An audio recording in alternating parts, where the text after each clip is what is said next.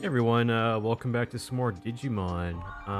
Before we get started, I did upgrade or update some of the characters recently. So right before I started streaming, I did evolve a couple of the characters in the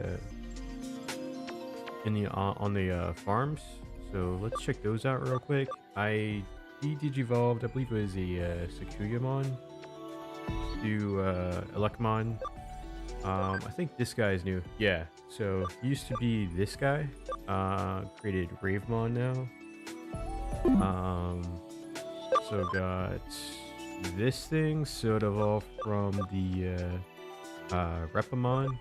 And it turned into I guess that thing right there. I also got a King Edamon now, which is really cool. So evolved him from Edamon and he turned into this guy. It's really cool.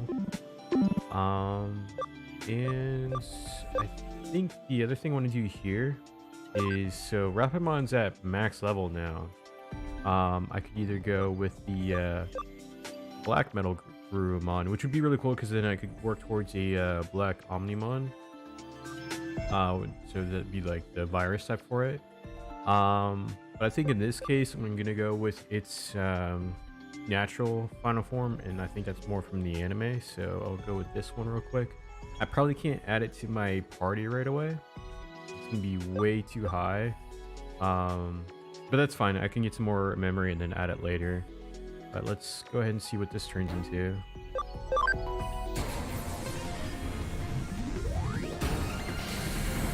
So I haven't been streaming the last couple days because I've been really busy with the new TMT game.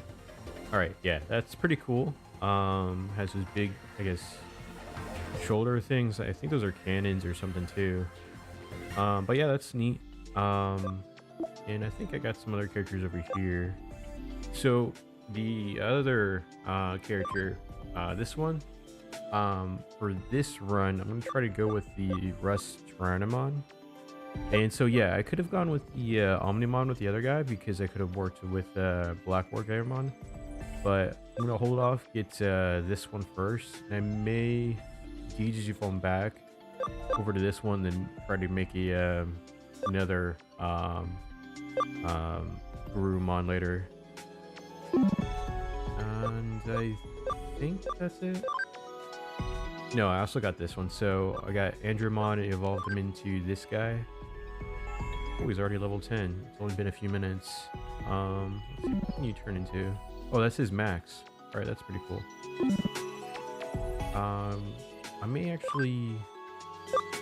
Yeah, let me evolve him back.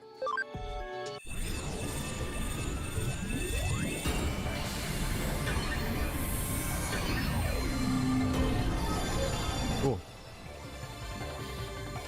Alright. And what can you turn into? ABI is 80. I don't have that. I think in this case, I'm going to go towards the Vespamon. Because that'll be a new run for this guy. And then I'll digivolve him back so I could try to work towards that thing. In Bakemon, I'm still trying to go after Pumpkinmon. I think he's a really cool character. It's going to take a little bit because his max HP wasn't high enough before, but I think he can make it this time because his max level is 99, so he should have no trouble hitting that. It is going to take a long time though. Alright, with that out of the way, I think we can work towards the main mission now. So it's been a few days. Let me check in with Kyoko and see what exactly we're supposed to work towards. I know that we had some story quests completed last time. We just started chapter 10 and then we kind of called it from there. Okay, so we need to go to Eden. Let's go ahead and check that out.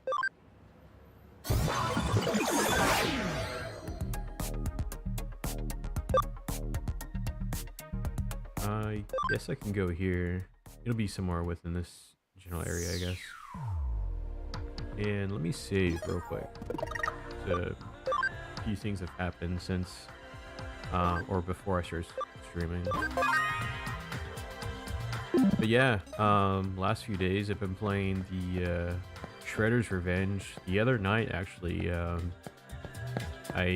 was playing online with the Miss and Mr. Gaming channel. I was playing online with them and a few other folks. It was a lot of fun. The 6-player co-op in that game is incredible. We were playing the Xbox version because of Game Pass, and it ran really smooth for, you know, that many people online, and there was no lag whatsoever, or if there was, it was very, very minimal at best. So yeah, it was a really great experience, and from what I'm hearing too, the Switch version is actually on par. The online on that one is pretty good. So I'm looking forward to getting a physical copy of that. Probably gonna get the one from Limited Run.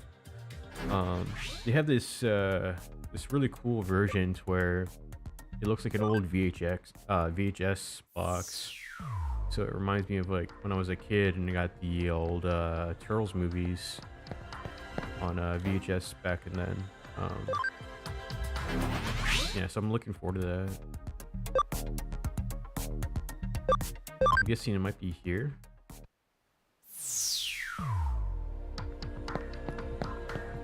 Alright, yeah, it's definitely over there.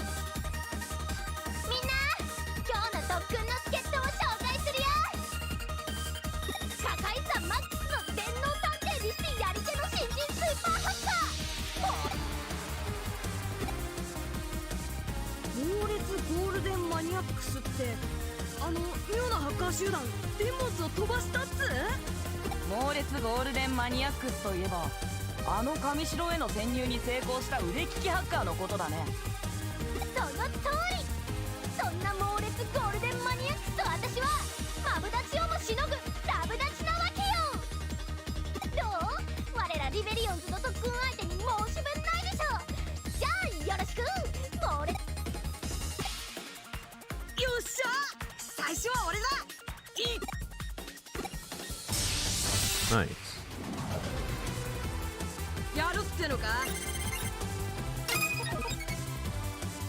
Alright, so the robot thing is pretty cool, and that big beetle thing.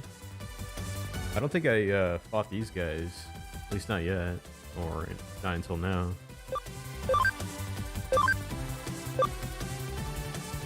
Alright, so we're gonna have a couple battles. I'll hold off on using Imperial Dramon's special. I'll just use a regular attack for now. But I will have the others use their special because they can have a multi-hit. Okay.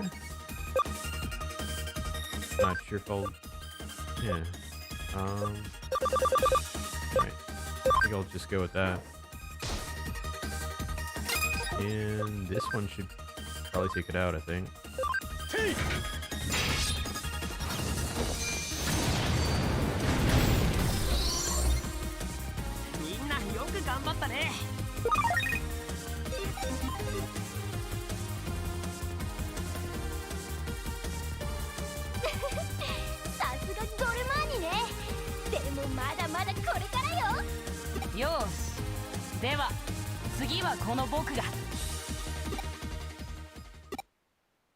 Nokia. あの子さっきからすごく戸惑っているみたいだけど、このこと。ゴールデンマニアックスっていうのは、ゴルマーニっていうのは、それをうまいこと短くした省略形で。そうじゃなくて。説明？説明してない？やだもうよ。君ってば全然喋んない。実は君にバトルの腕を上げるための特訓に付き合ってほしかったんだ。強くなって悪いハッカーたちに立ち向かうためにね。それだけじゃないわ。この特訓の狙いはただ単純に強くなるためだけじゃない。デジモンとの絆を深め友情を確かめ合うためのも。言うなればこれは温泉卓球、カラオケオール、自宅鍋場のようなものなの。時として面倒なこのイベントをしっかりとこなせば単純な強さを超えた真の力が手に入るはず。その力でハッカーにこき使われてるデジモンを助けてエデンを人間とデジモンの理想郷的なものにするの。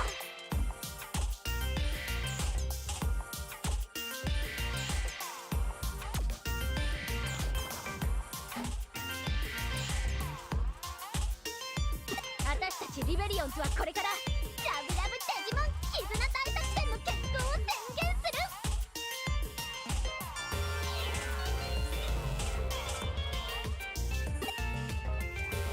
この超絶的にいい感じな志のために特訓に付き合うのだゴルマニ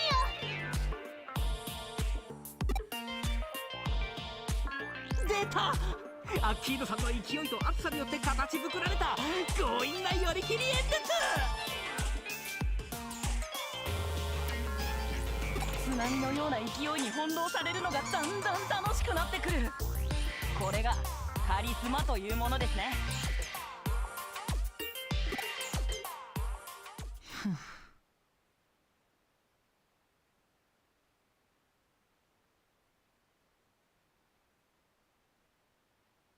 あなたは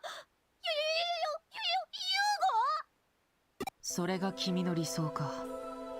そしてこのハッカーたちが君の何しに来たの？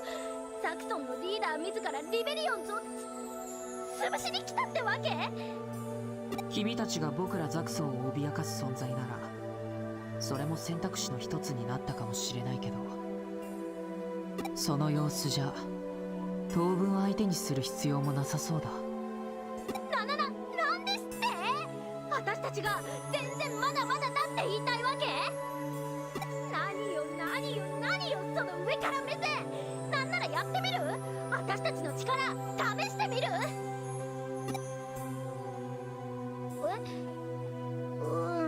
まあ確かにこの前はあのフェイってやつに手も足も出なかったけど、バカにされて黙ってるわけには。でもノキア、こいつ悪いハッカーじゃないんじゃないかな。なんだかそんな気がする。君のデジモンはよく喋るな。ユーゴ、あんたもハッカーチームのリーダーならみんなに伝えてよ。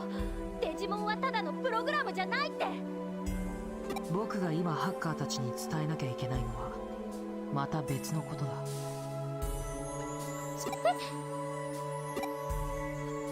ノキア、僕はできることなら君たちと戦いたくない。僕のザクソンの邪魔をしないでくれ。待ちなさいよユーゴ。あなた何か企んでるわけ？ねえちょっ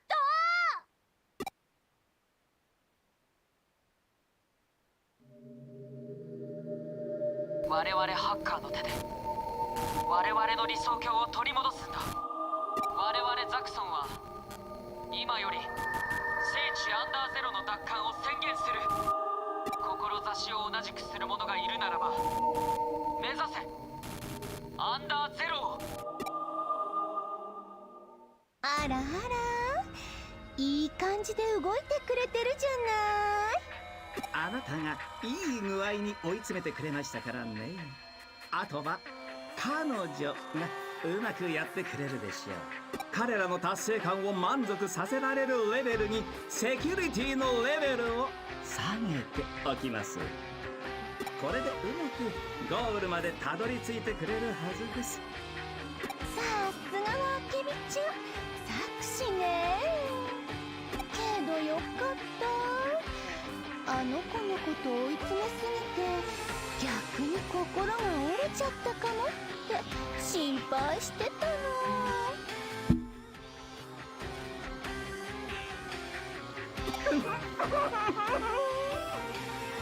彼らのような若者たちの情熱を刺激するには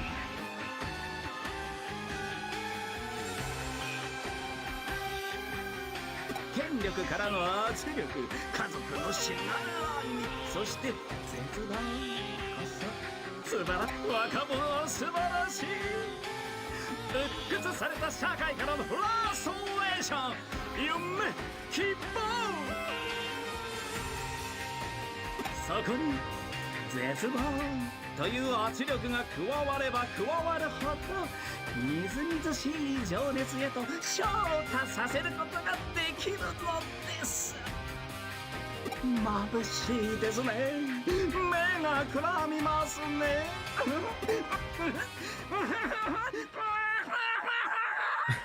Oh my god. はあ、悪役っぽい雰囲気出ましたかね。私、あけみちゃんのそういうとこ好きよ。さてと、あとはあの子たちが思いっきり暴れてくれることを期待し、私の手の上で。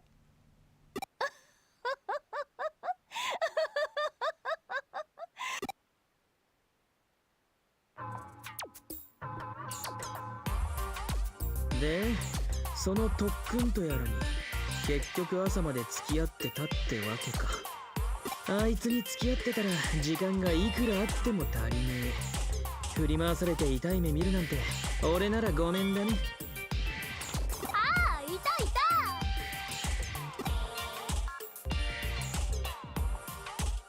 あ、おまけにあるかも。ん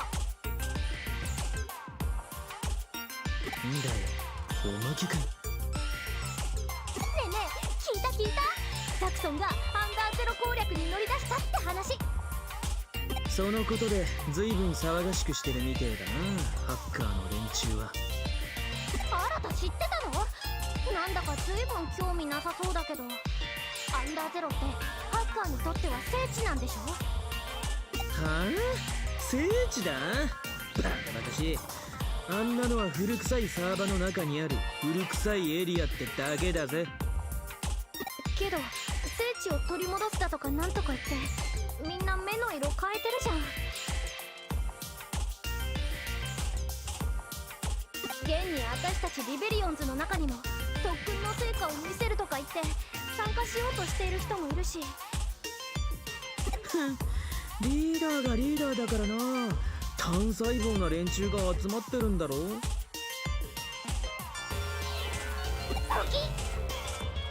え、私たちもアンダーゼロに挑んでみない？力試しっていうか、そこに山があるから登るっていうか、壁があるからぶっ壊すみたいなさ。それにほら、せっかくテーマー集団を結成したけど私たちの知名度はまだまだでしょ。ザクソンが目標にしてるアンダーゼロを私たちが突破したらリベリオンズの知名度もうなぎ登り。そしたら私たちの主張も。やめとけ。あそこはおたくらみたいな素人が到達できるような場所じゃねえ。素人とは何よ。私たちだって特訓に特訓を重ねてデラックス強くなったんだから。いいもん、私一人で行くもん。絶対ザクソンより先に。放っておけよ。勝手に突っ走って。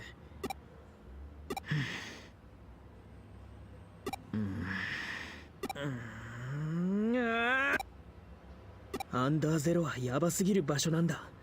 またとにかくノキアを追うんだ。俺はちょっくら仕込みをしてから行く。エデンで落ち合おうぜ。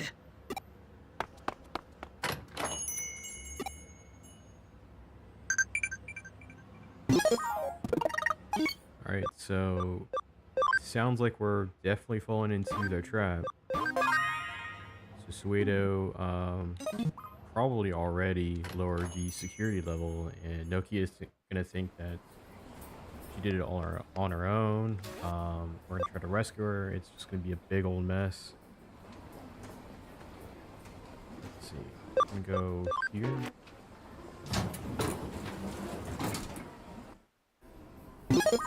Got a few messages. Let me see what came in.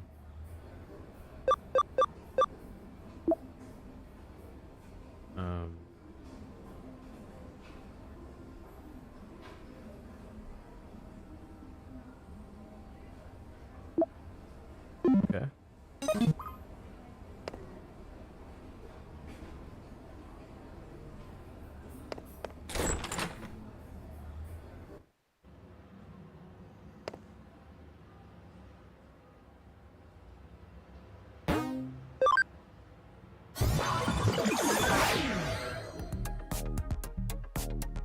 Alright, they said the meet in Eden, so I'm guessing it's gonna be this area.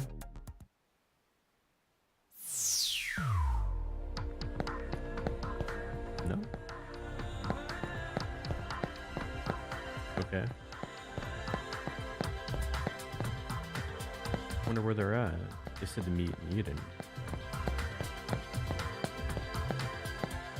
Alright, so maybe I guess in the community area?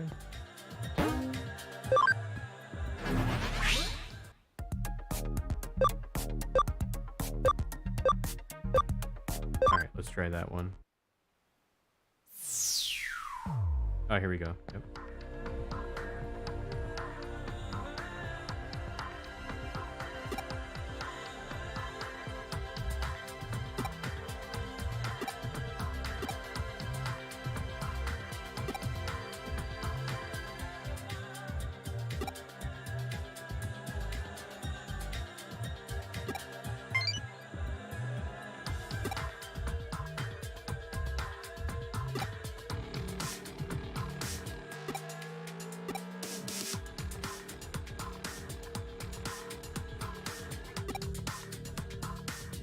Alright, sounds like we just got a URL.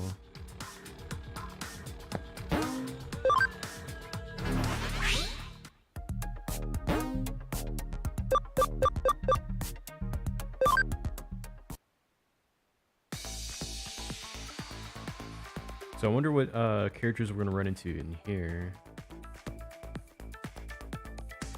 A few item boxes, so we'll definitely check those out.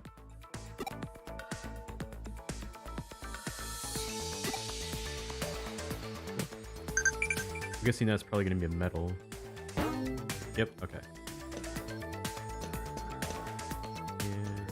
Alright, yeah, let me get this one over here.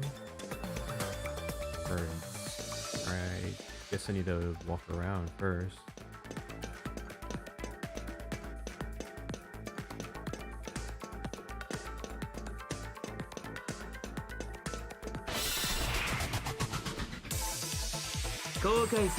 Oh, cool. Alright, so I think I have these guys as log entries already, so I'm just gonna wipe them out.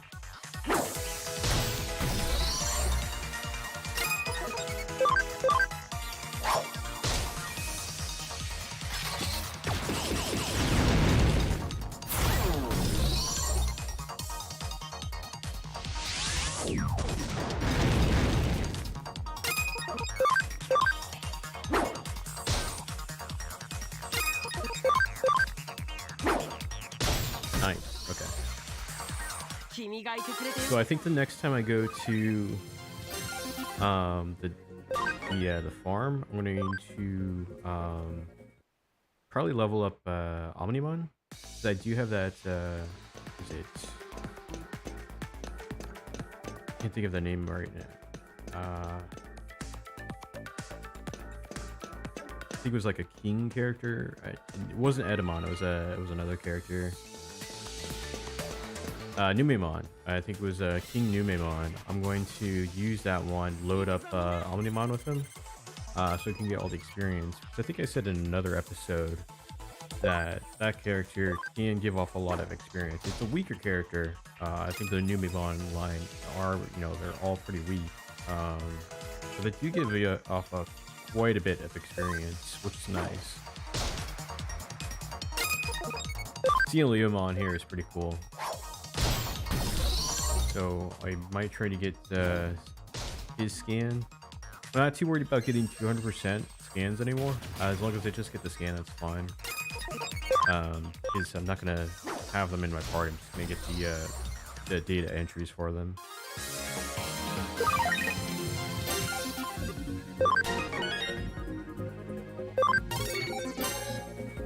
Oh, another big thing. So I know that I guess it was a few days ago now. I mentioned I'm probably not going to stream Hacker's Memory right away, and that's still going to be the case because this is going to be, you know, a pretty decent sized game. But I did get a gift from my brother yesterday, and shout outs to him, by the way. You know, thank you for Triangle Strategy. He gave me Triangle Strategy as a gift.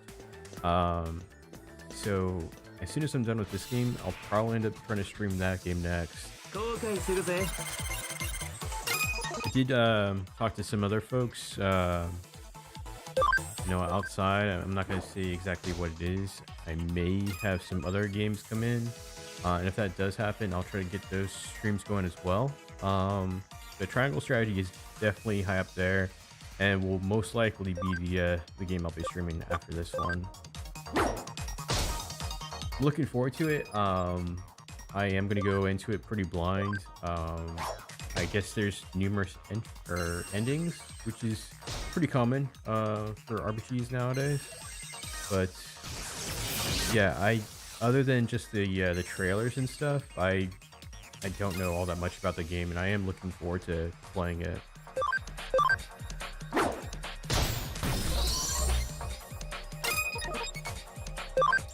I did say, you know, I did see OJ from Player Essence. He talked about it quite a bit. He said it was like one of his favorite strategy games to come out, I guess in a long time.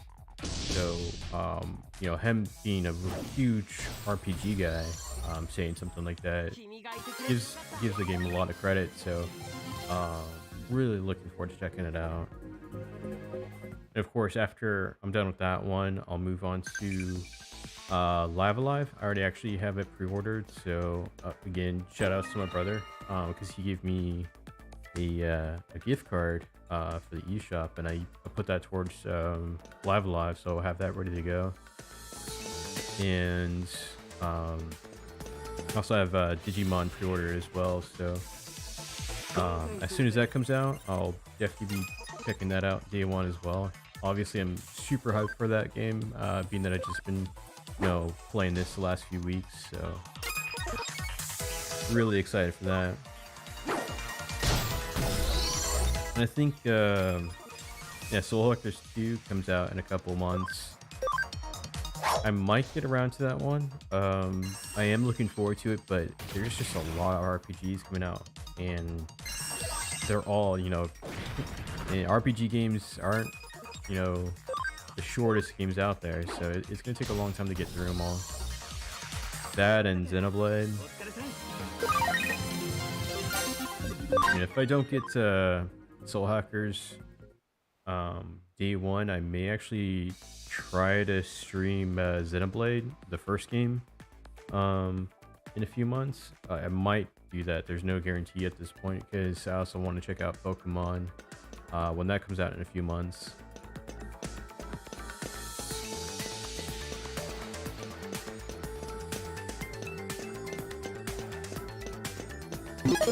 Let me go ahead and save real quick. I know I save all the time, but it just after playing numerous RPGs and getting game overs at various points, I don't want to take any risk. I know I got oh, that's cool. I know I got a pretty decent team right now, but you never know. We did have that it was a few episodes ago, but somebody took out my bunny guy in one hit. I was pretty surprised about that too, because I think at the time he was probably around 70 or so. He was up there in level for sure. So having a one-hit kill on him, that was a shocker.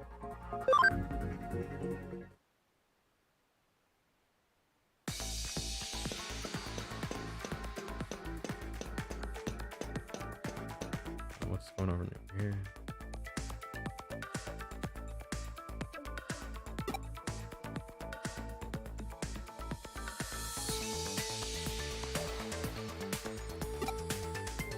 Alright, so I'm guessing they're talking about Nokia.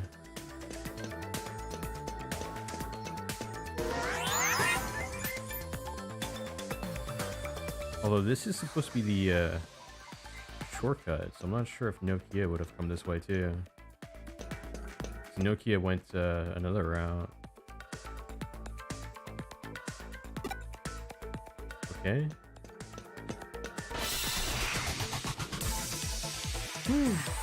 仕方ねえか。このまま突っ走れ。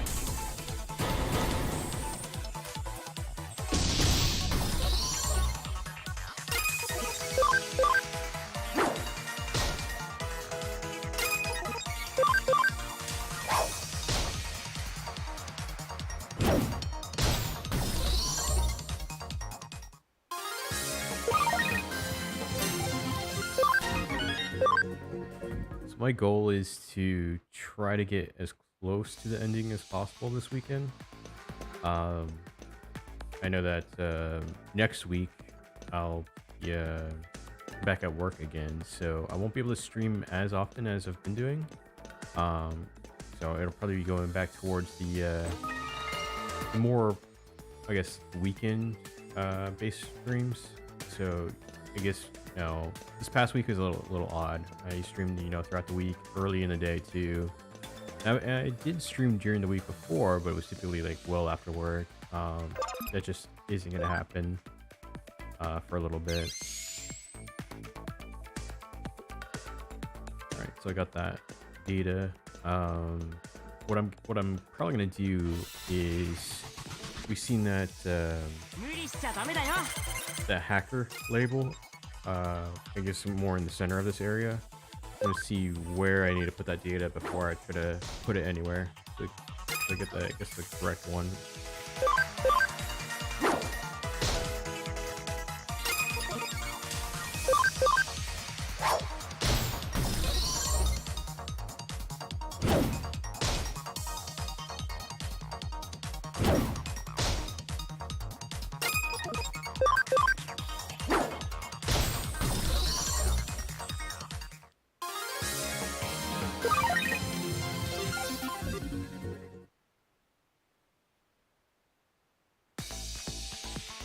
So the Summer Games Fest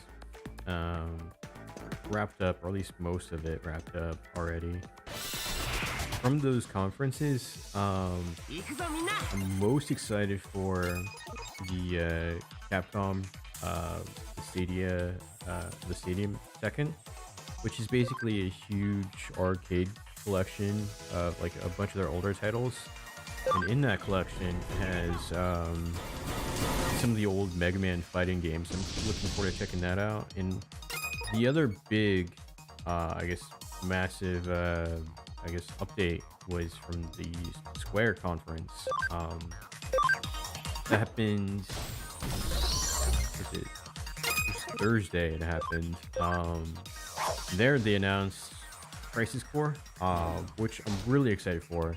I know that the other big thing from that was the Rebirth, Final Fantasy VII Rebirth. You know, that's going to be basically part 2 in their remake series, which is really cool. I'm looking forward to it. But the bigger announcement for me personally was Crisis Core. That was an old PSP game that came out a long time ago, and it was a lot of fun. It was one of my, actually probably my favorite PSP games. So being able to play that again is really exciting. That's coming out on all platforms: Switch, Xbox, Steam, and obviously like PlayStation. So a bunch of people get to experience it for probably, I guess, the first time, which is exciting, I think. Let's see. Use that. I'm glad I got the Digitama with me still. Pattern red error. Okay.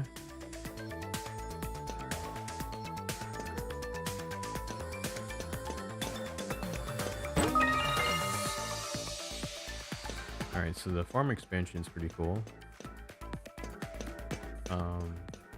Is the blue one supposed to go over here? For some reason, I'm thinking probably isn't. I don't know though.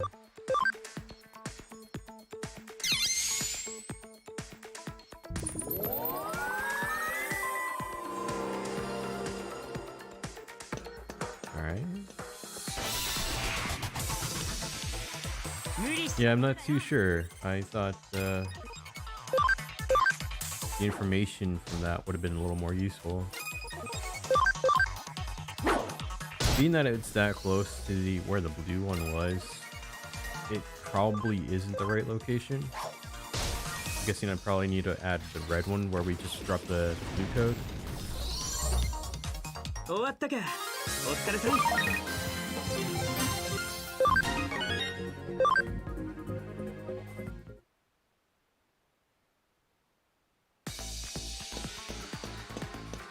Alright, so I'm gonna try to make my way over there.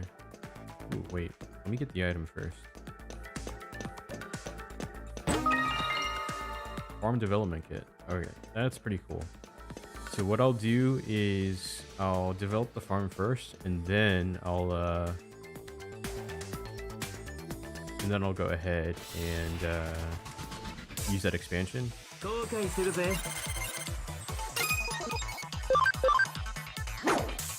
Alright, so I seen the place on the far right. I'm gonna drop the blue code over there first, and then I'll copy the red. I think that might be what I need to do, and then I'll take that red code and put it where I dropped the first blue code. I'm guessing that's probably gonna be what I need to do. I could be wrong though. Maybe it all needs to be red. I mean, it did say like red error or something. I have no idea what I'm supposed to do though.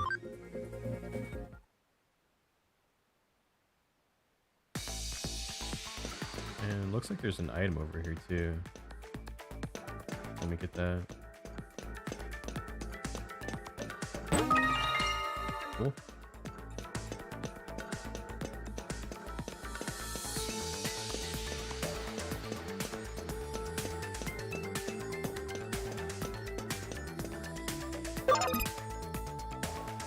And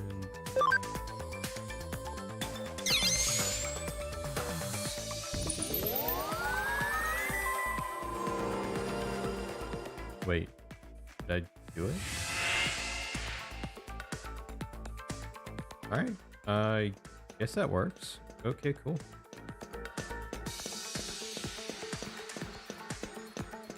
All right, that was a complete accident, but I'm cool with that.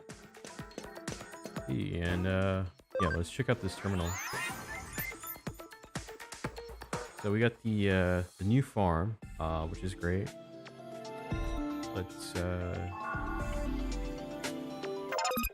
add the new farm.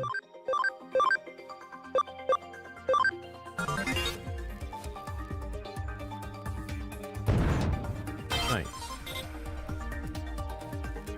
And what I'm gonna do here is expand the farm.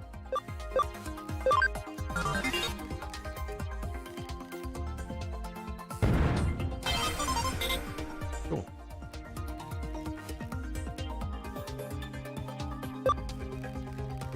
Alright.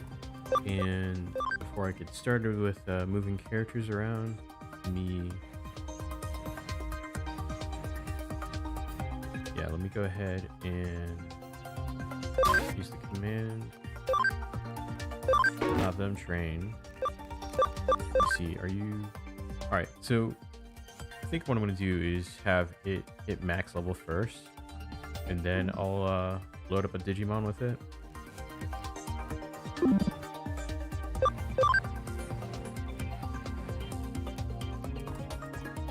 And let me use some training for these guys.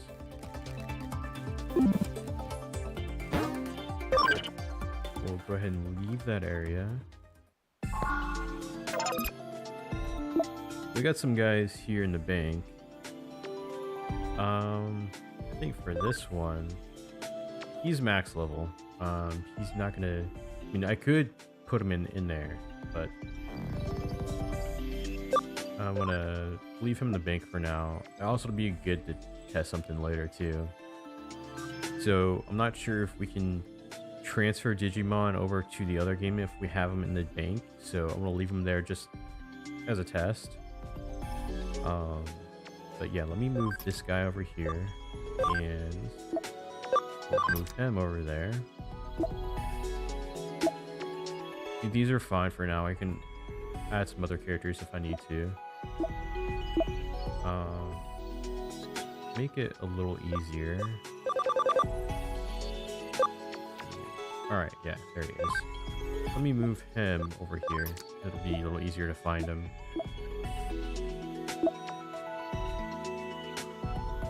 And Digi-convert. Let me use this.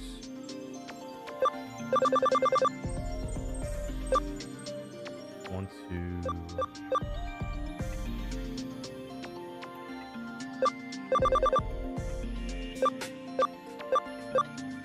I'm probably going to convert somebody that I haven't used.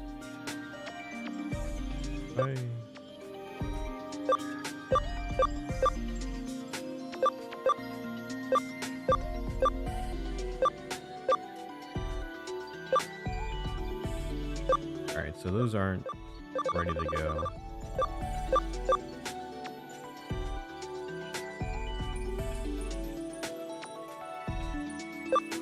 I think.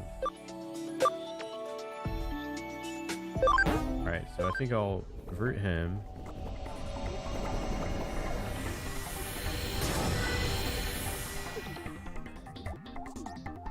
Cool. And let's see.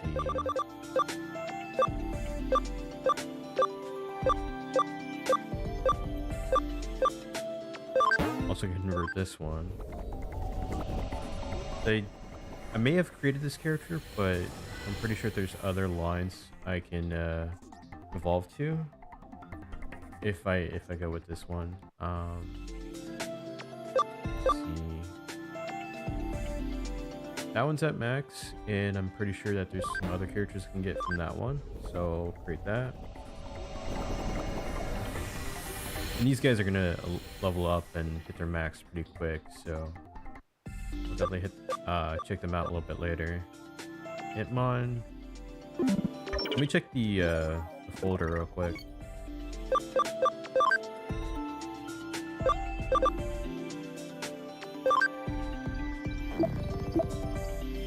Alright, so there's actually a character I haven't gotten from him yet.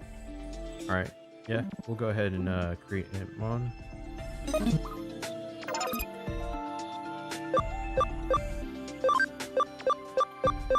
Hitmon's super cool too, so I'm cool with that.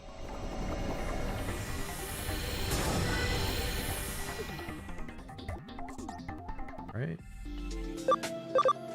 I'm pretty sure I got like most of the guys from Koromon. Actually, just to verify, I'll go ahead and check out my folder with that.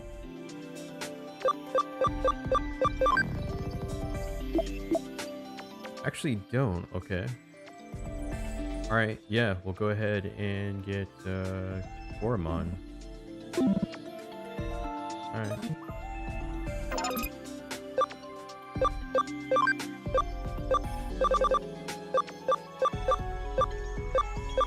I probably passed him up. Alright, yeah, good. Okay.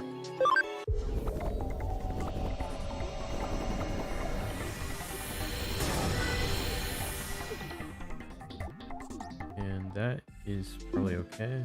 Let me move these guys over. Oh, oops, wrong one.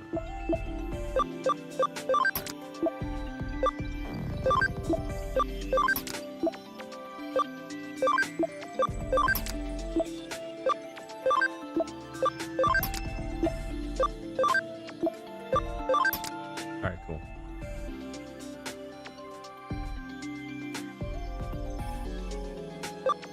They'll probably hit their max level relatively quick. Let me see Gazamon. See who that one can turn into. Alright, there he is. So we already got Pagumon. Cool. So we can actually go towards Leomon, the Nanimon, and someone we've never met before.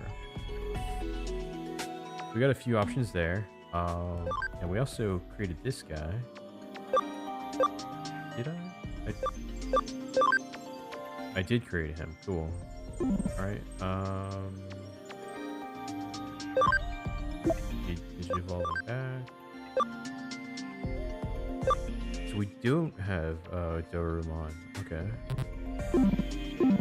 Let me actually get the egg for that one too. I'm pretty sure I have it.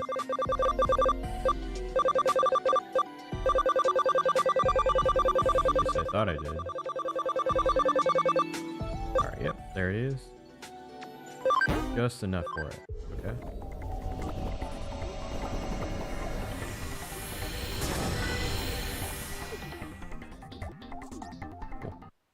And let me move that guy.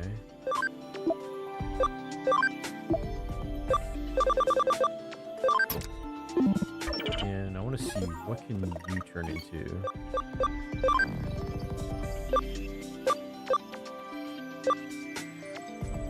Probably pass it up. Alright, there it is. Alright, so we already got that guy. See, so we got Guardmon. We already got Raptor, Dramon, and Bossmon. That's cool. We'll work towards this one.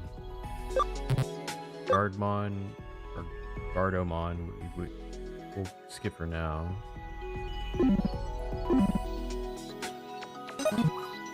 Alright. So I know I said I wasn't. Probably not go after 100% completion, but it's just a lot of fun getting the different Digimon. That's out of the way, so we'll continue through the dungeon. So that area just unlocked. We'll go ahead and go forward. Pretty sure we got all the items, right? Yeah, I think we did.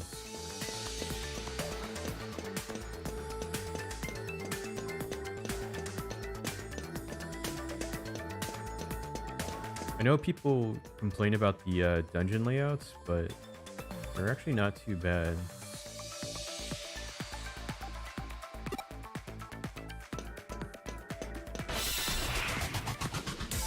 We might get the scan for Leomon while we're here too. I think that's Gardomon, isn't it? It is, cool. So we can get the scan for that one too.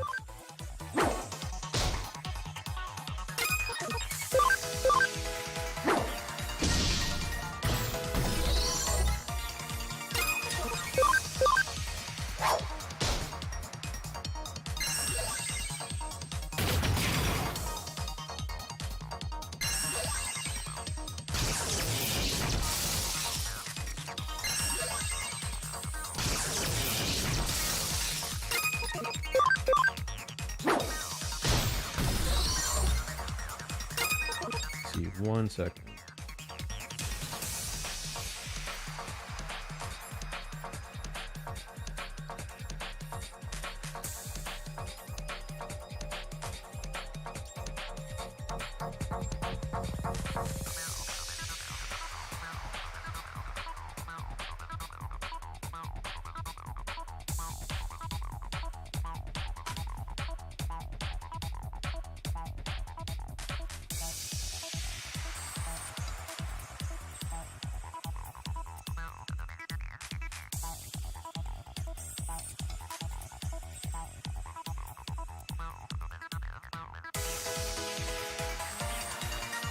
All right.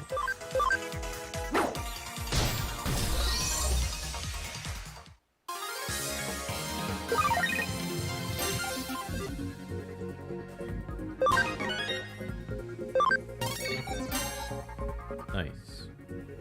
I think I have that guy already, so I'm not too worried about it for right now. I'm sure I can evolve it to some other stuff, but that's fine. And we'll probably get some messages for the other characters we just created. relatively soon. Well, there's a lot of hacker stuff we can look into. I'm guessing it's clues on where we're supposed to put some of the data. Alright. I guess this way. We'll get that item. Nice. Okay, let me use that real quick. I was wondering when we were going to run into one of those again. 90. Okay.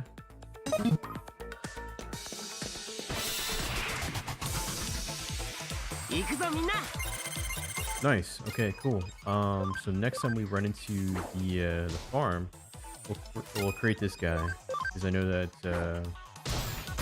one of the characters we just created could turn into that. I think it was the Doromon.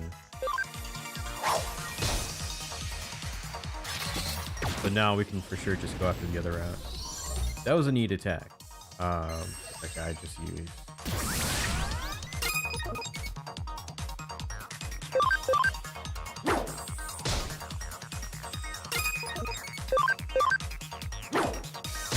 Nice.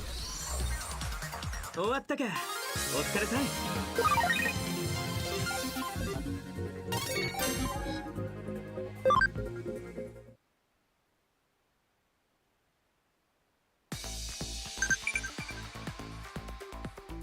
And I'm guessing that's probably max level, right? Oh, okay, cool. I'm gonna try to be on the lookout for the max level info.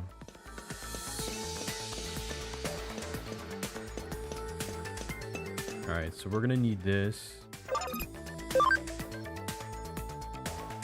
We're gonna have that one copied, and then we're gonna try to work our way towards the center. So we can see where we need to put it. I'm guessing we'll need to look into those scans beforehand. Let's see. I'm right here, so let me get the item. Both items, actually. Cool, and it looks like Nokia's over there.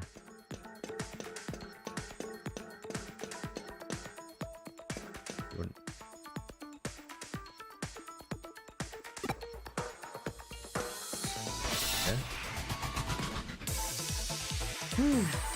仕方ねえか。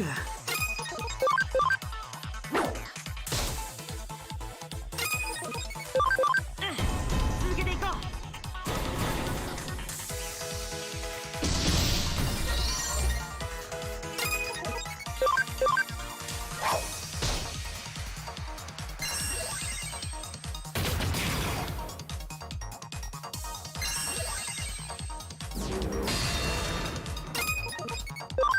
このまま突っ走れ。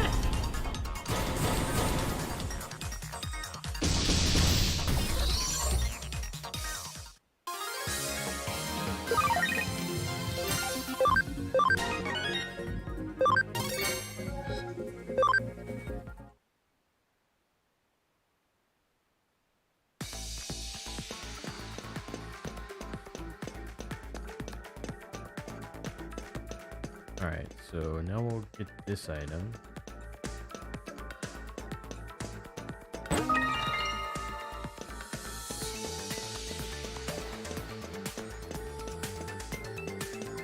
Alright, let me scan these and see where I can put this data.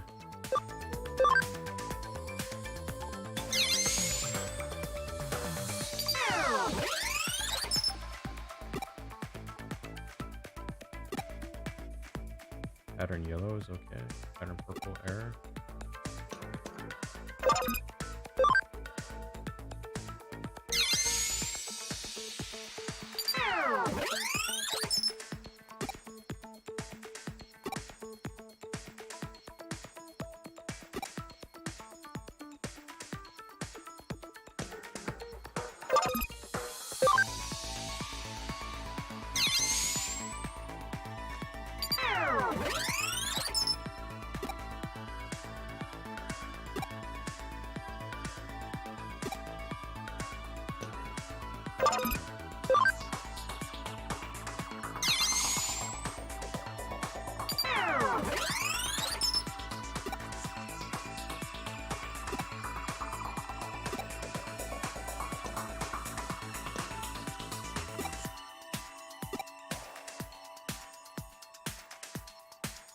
Okay, so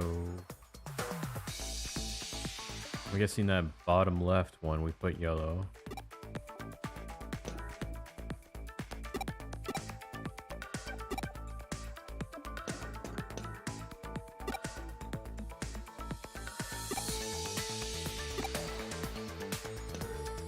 Alright, let's see. I don't think I need purple for this one. 行くぞみんな。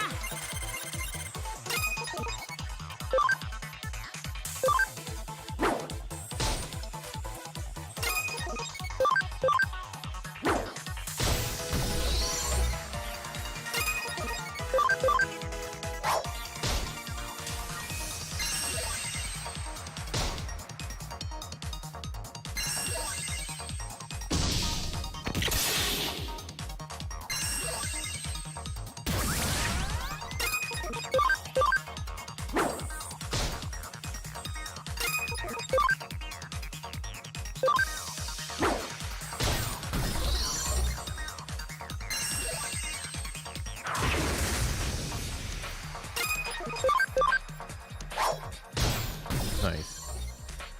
案外大したことなかったな。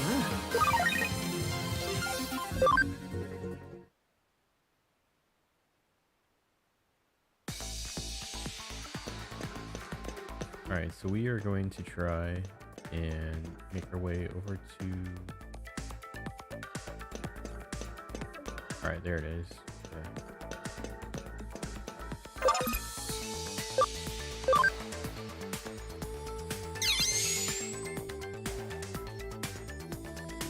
So we have yellow now. I think we can use this on at least one of the blocks.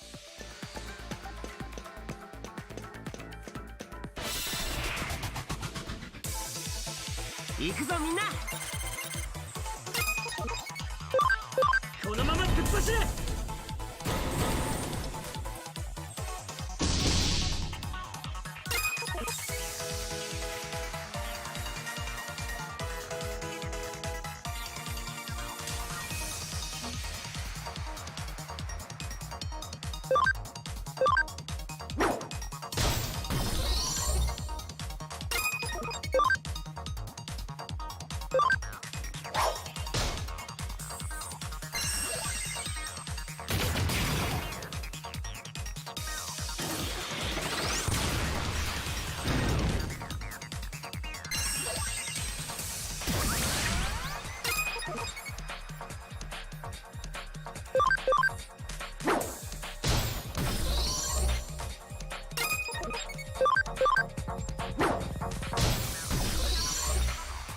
終わったか。お疲れさん。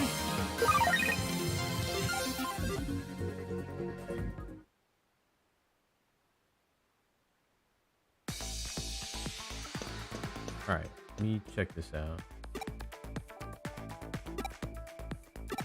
Alright, so I think the bottom right is green. Alright, so we'll use yellow on this one.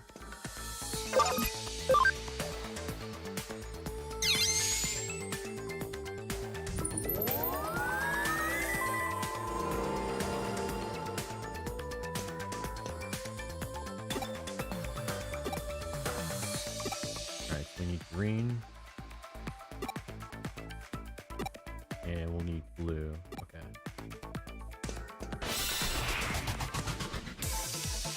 無理しちゃダメだよ。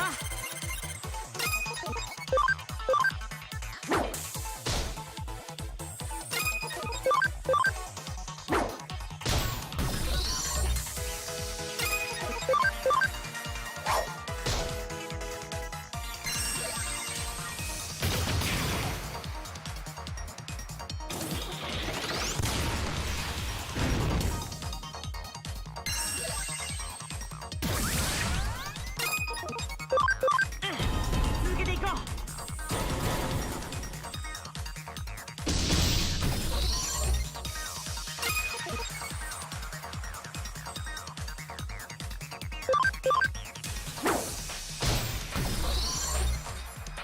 君がいてくれてよかった。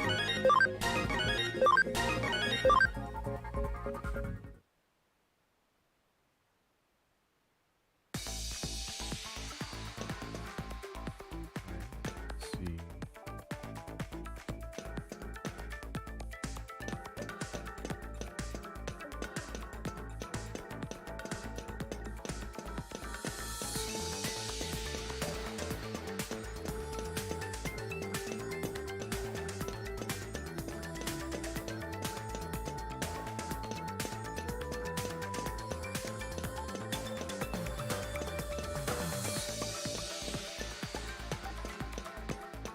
All right, there it is. Okay.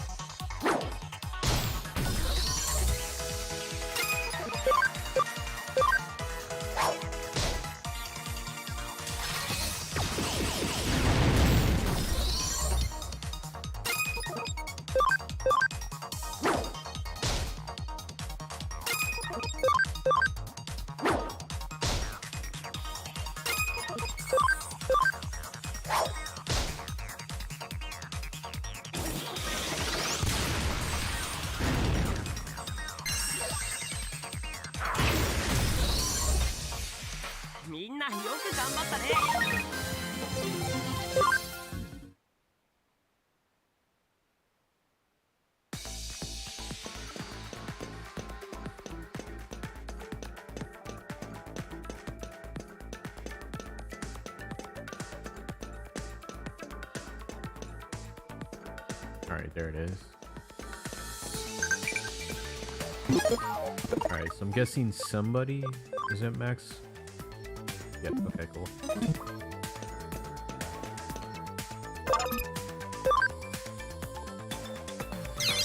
I think 2 of them needed to get green.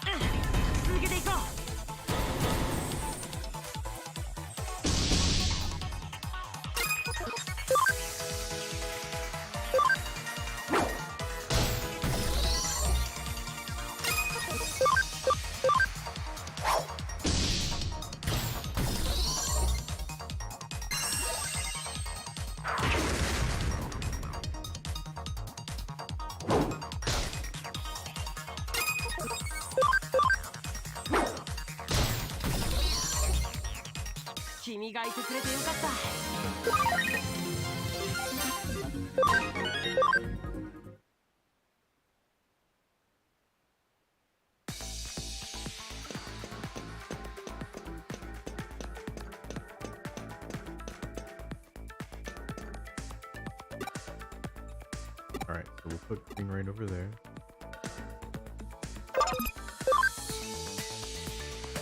I know one of these needed blue, so I think the top left is green. I could be wrong though.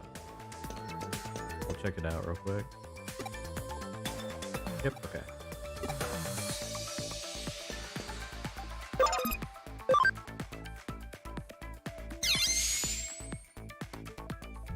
Alright, so we just need the blue one.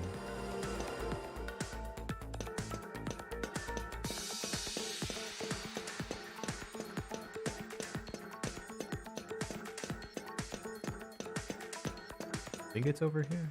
I could be wrong.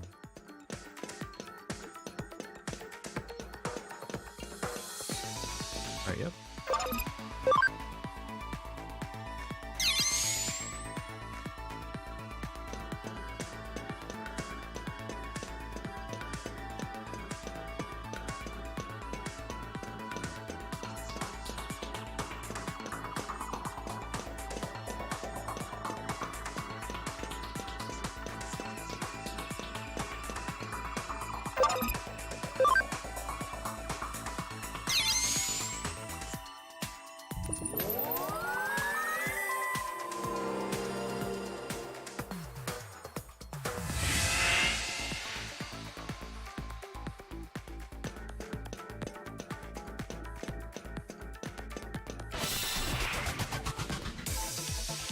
無理しちゃダメだよ。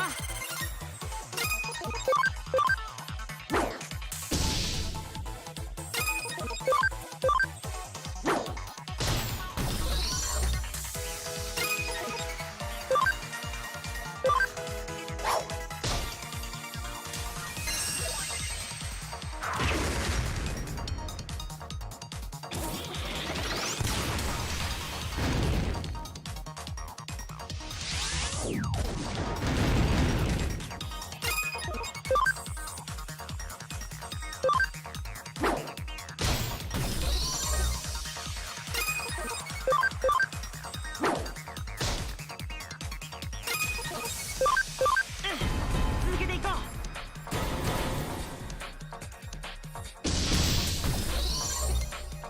う。案外大したことなかったな。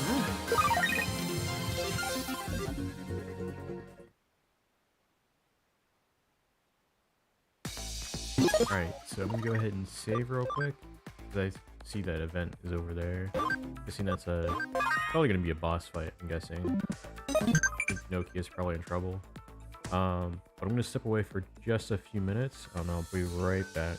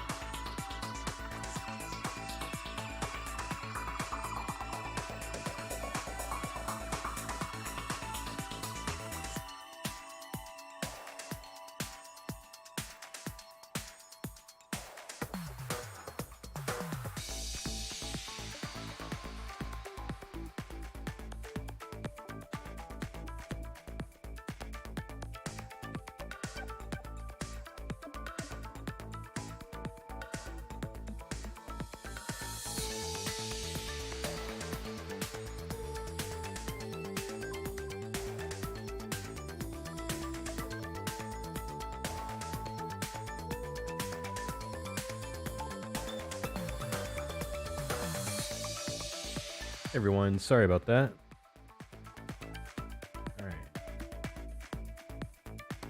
Alright, yeah, so let's go ahead and work our way towards Nokia. I think there's probably a boss fight over here. この先がアンダーゼロみたいね。ユーゴたちはきっともうたどり着いてるわ。急ぐわよ、リベリオンズ、ゴーバイ。嫌がったな暴走女。まだこの程度でよかったぜ。あ、君あなたも。君たちも一緒に来てくれるのか？あんたたち何よ、今さらどの面下げて。そうか、あれね。先に進ませてザコをやっつけさせて、後から悠々と美味しいとこを持っていくっていうあれね。なんて卑怯な、なんて卑劣な、そんなこと絶対許さないんだから。一人で盛り上がってんじゃねえよ。俺はオタクをアンダーゼロに近づけたくねえだけだよ。うわ！それはジャジャ園の骨付き馬肉だ。ジャジャ園の馬肉？選ばれたセレブしか食べることが許されないレジェ食いたいか？食いたいよな。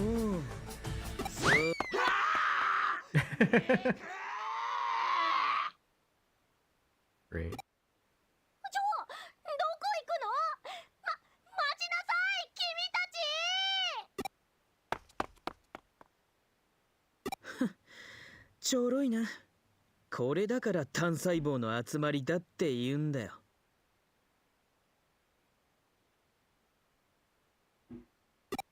さてと、ここまで来たからには行くしかねえよな。ついでにユーゴとザクソンの連中も止めてやるのさ。のうそうくなくっちゃな。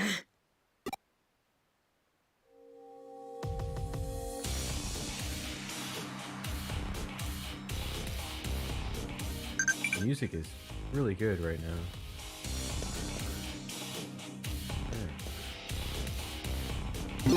So with the access point being right there, guessing something big is coming? Because in the other areas, they typically had it right before a boss.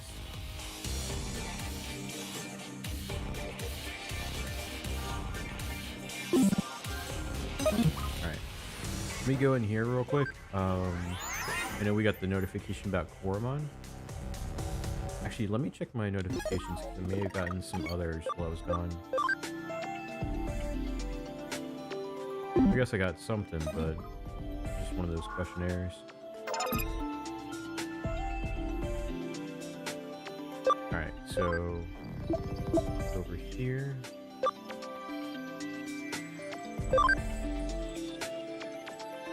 Oh, it's not. Okay. PM10, API, PM. That thing looks pretty cool. I may evolve it so it can get to 20 ABI. But for now, I think we'll work towards that. Let me go to the farm.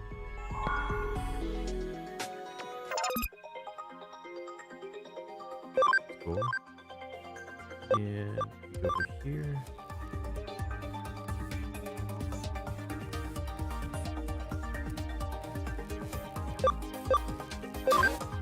One, I think we'll do some training. And let's see. Over here.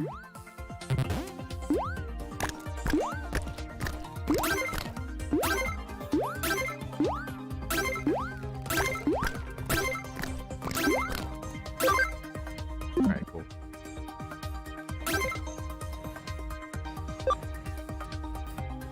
Not sure if these others need it, so we'll hold off. Until I see which ones may need higher cam rate.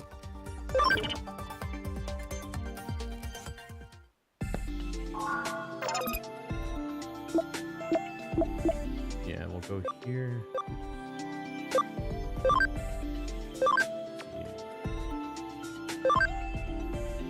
That's cool that it can turn into that.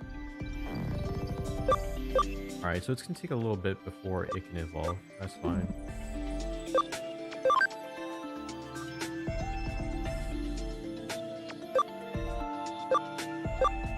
Take a little while.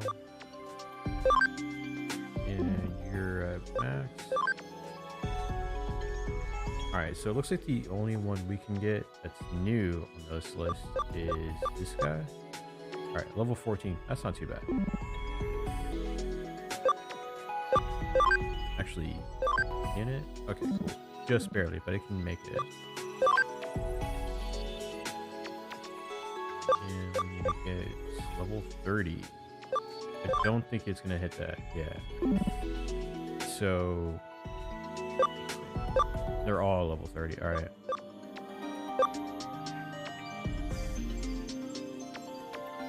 We already have a Dorumon, but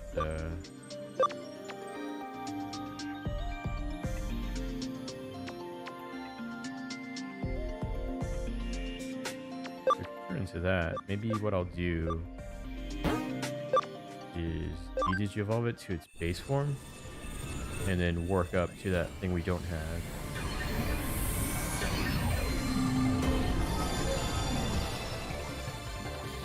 That'll help differentiate it too.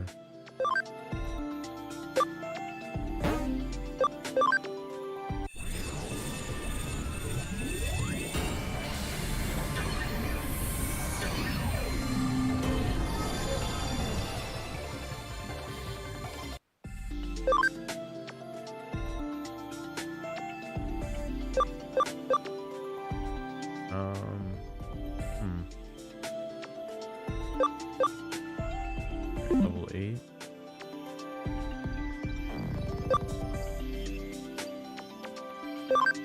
Formon. Alright. We'll go with this one for now.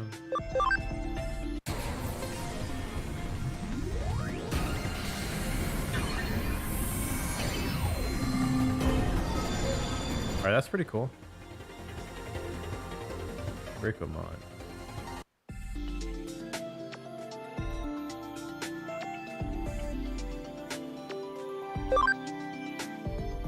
Nice. Alright. Looks like we don't have most of these. Alright. And I think we can hit these too. Nice. From this list, I think I'm gonna go with the top for this run. Alright, so with this one, we said we're gonna try to go with this guy. Alright, level 15. Can we hit level 15? We can. Alright, so we can barely make it. That's good. Dorumon. Alright, level 14. I think we can hit that. Yep. Alright, cool. Got that one then. Bossmon. That's pretty cool. 28. I don't think... Yeah, okay. So, with this guy, we're going to have to de-digivolve it. Alright, so... I think I'm going to go with this one.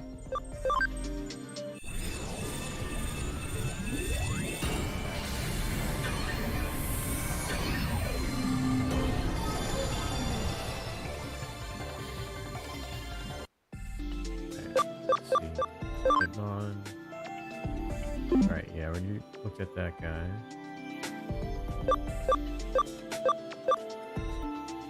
Alright, I think we're good here.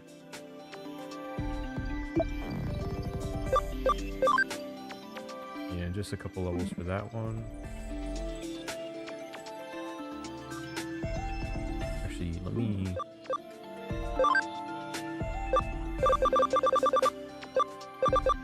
I think we have some new ones unlocked.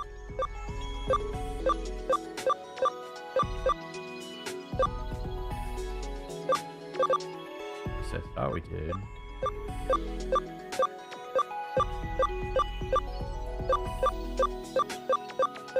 Alright, here we go.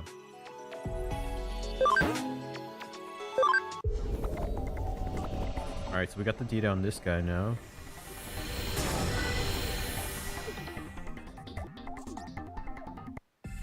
And it's actually a pretty decent level.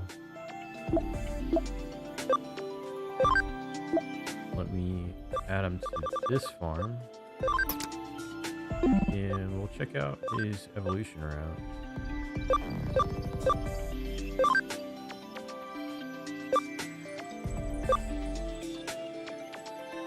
Alright, this one has a bunch of characters that we don't have. We did see these guys before, but we never unlocked them. We also don't know anything about this one. The max level we can hit, I believe, is 26, so I think most of these we can get. That's fine. Alright.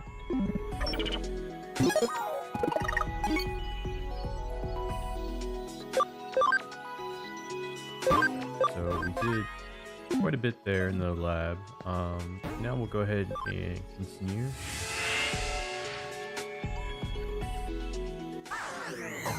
Alright. Is there anything we can get beforehand? I'm not seeing item boxes or anything. Alright.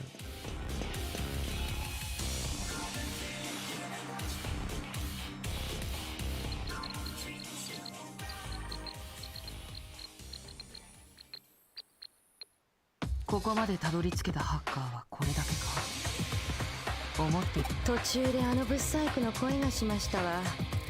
おそらくあいつに足止めされてるに違いますやろうか。ノキさあ、ユーゴはん、これが最後のセキュリティドス。このセキュリティを破り、僕はエデンの真実を手に入れる。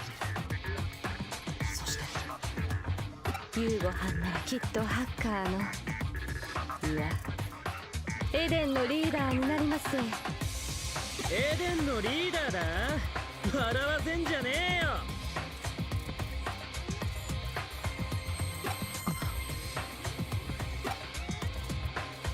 おやおや、誰か思ったら15の元リーダー、新さんやないの。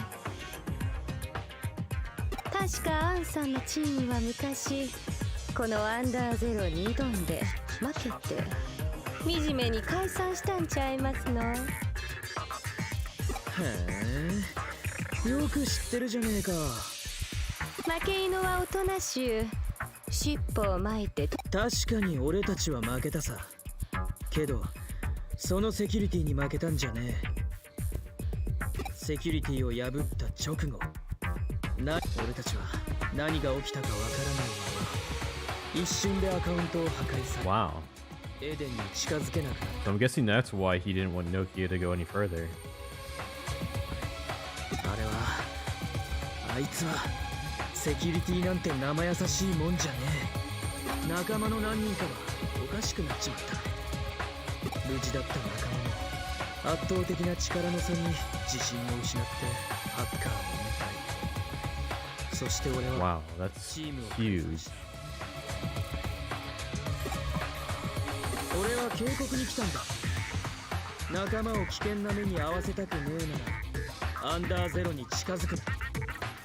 その話は真実だという証拠はどこにある？君が僕たちの身を案じてわざわざここまで来たというのは。本当はノキアのアホを止めに来たんだ。 Yep, that's what I thought. けどよ、目の前でオタクらがあいつの餌食になるのを黙って見てるのもなんだか気分が悪いだろ。それが本当だとしても僕にはやめられない理由がある。たとえリスクが伴おうとも手に入れなければいけないものが。さあさあ、余計なおせっかい焼きの出番はこの辺で終わりにしましょう。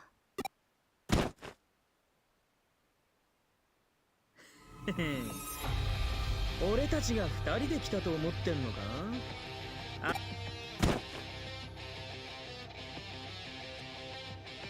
黙ってて悪かったな。こいつらは昔の俺の仲間。かつてアンダーゼロを破ったメンバーが今回だけ火星に集まってくれたのさ。相手に元伝説のハッカーチームを倒して名実ともにエデンの頂点取ったりますぜ。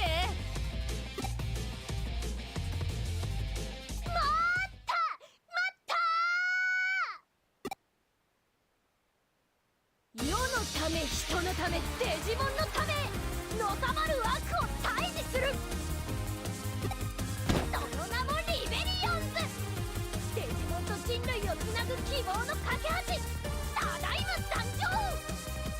元伝説のハッカーチームだとかエデンの頂点とか、私がいないところで話を勝手に進めないでよね。デジモンをこき使うハッカーども、よーく聞きなさい。デジモンたちはただのプログラムじゃない、ちゃんと生きてる生命体なのよ。だから今すぐデジモンを解放して友達として仲良くしなさい。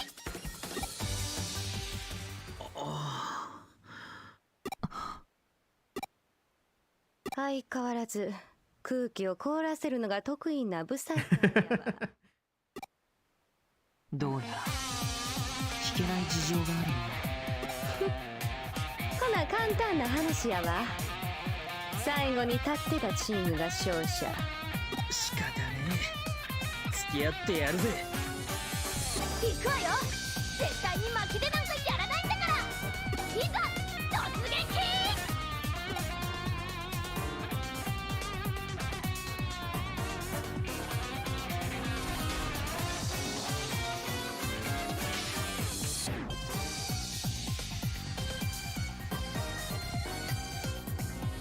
俺が勝ったらおとなしく言うことを聞いてもらう。いいさ、僕が負けるとは思えない。思いのほか口の減らねえやつだぜ。君の方こそ。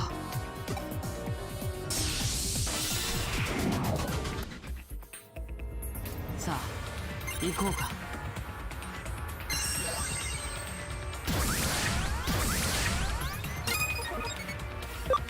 All right.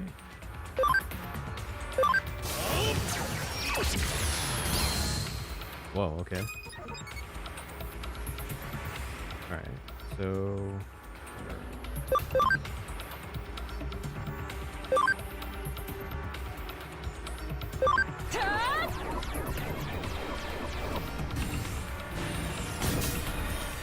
wow, he has a ton of HP. Okay.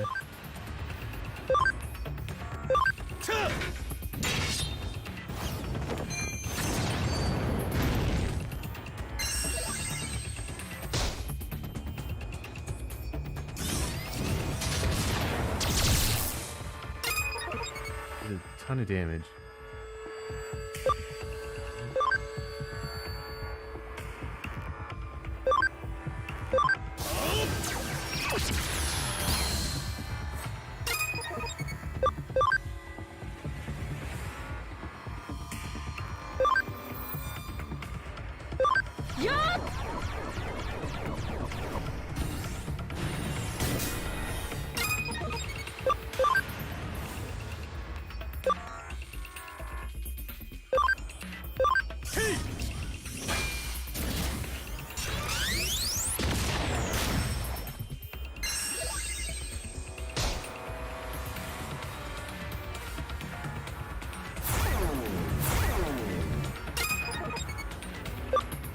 Alright, I think I need to take him out this turn. He might be building up for a massive attack.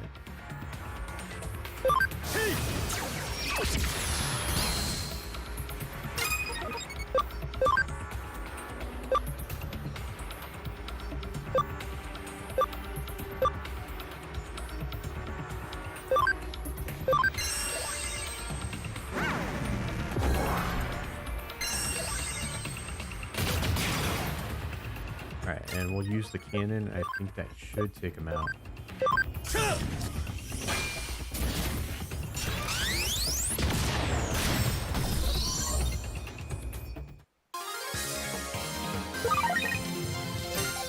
Nice.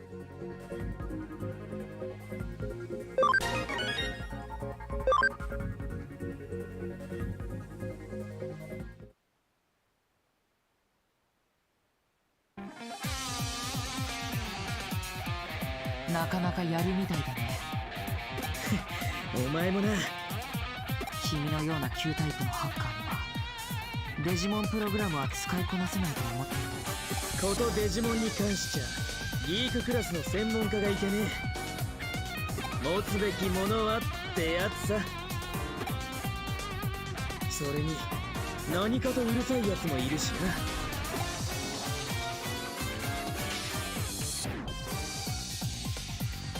な。だからデジモンはプログラムなんかじゃないって。そんなこといくら説明されたかで興味おまへんな。ユーゴこそワッチのすべて。ユーゴ、それがワッチの命の使い方どす。ワッチ意外と一途なのね。性格はいけすかないのにうっかりキュンとしそうになっちゃうじゃないの。彼女？今一つ気づいた。ワッチとワンさんよう似てるみたいですな。ちょっと何よ急に。やめてよ、そういうこと言うの。同族嫌悪ってやつやろうか。同族嫌悪？おしゃべりはしまいや。言うてもこの前の時とそこまで変わってるとは思えまへん。特訓して絆を深めて力をつけたもん。この前みたいに簡単にはいかないんだからね。せやったら暗示を楽しませて。よし、いいか Wow.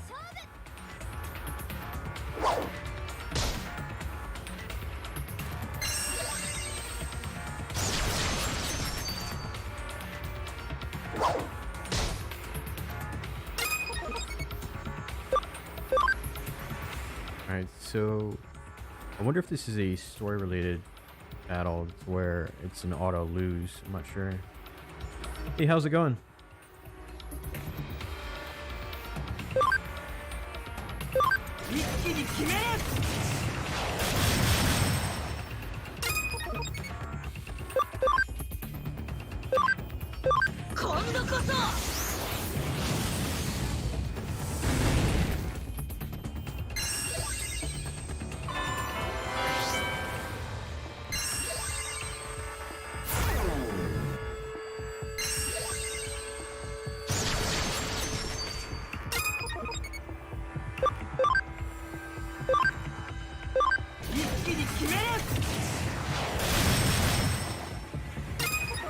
Alright, almost got one of them out. I think this should take that guy out. I'm not sure.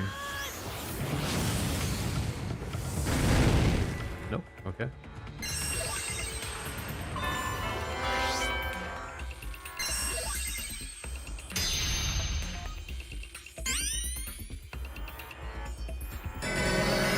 Whoa.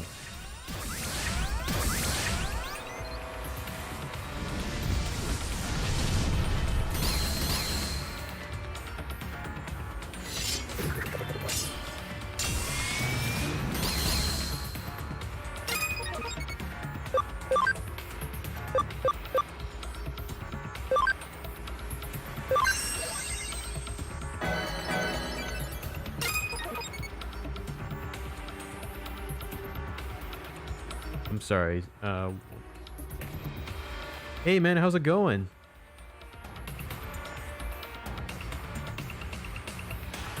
I think I might be losing. I think this is a story related auto lose battle.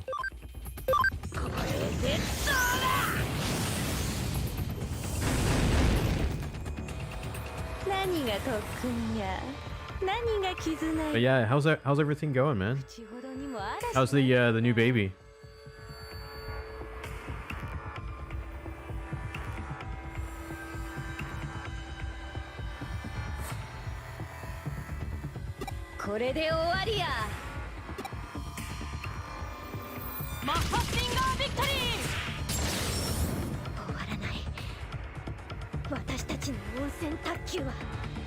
Alright, I think the two Digimon are probably gonna fuse now.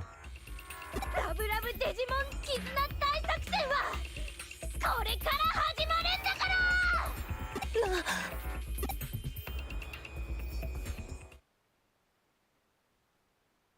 Yeah, I think they're definitely gonna fuse. ウォーグライマ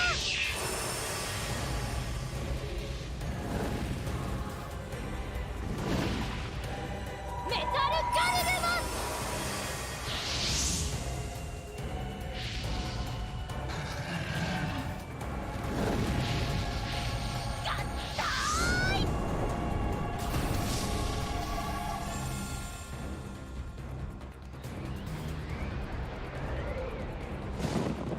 That's awesome, man.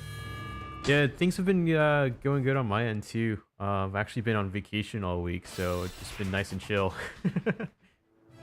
怖くなんか I don't go back until Tuesday, これは but I won't be going back until probably late in the morning, because I gotta pick up something for work, and then I'll go back in.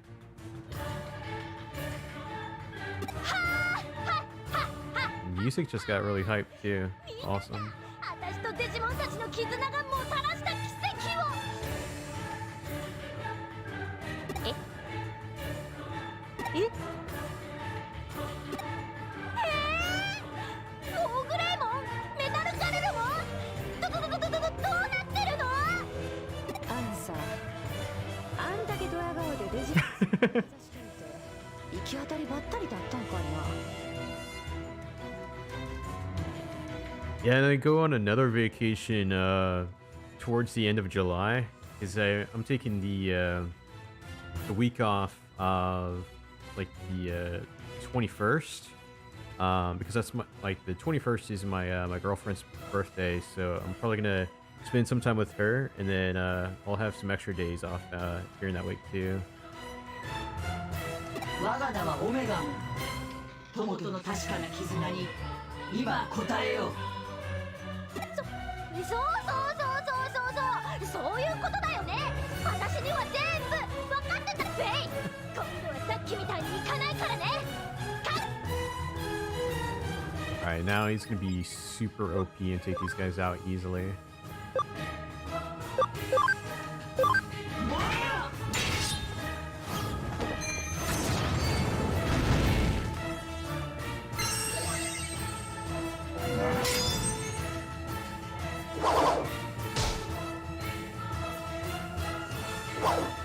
That's gotta be epic, man. That's awesome.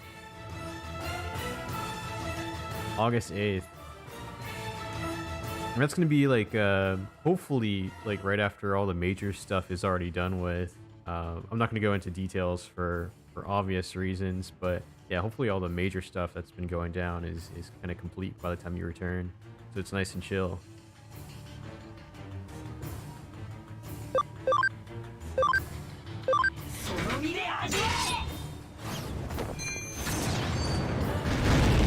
Oh yeah, that's awesome. .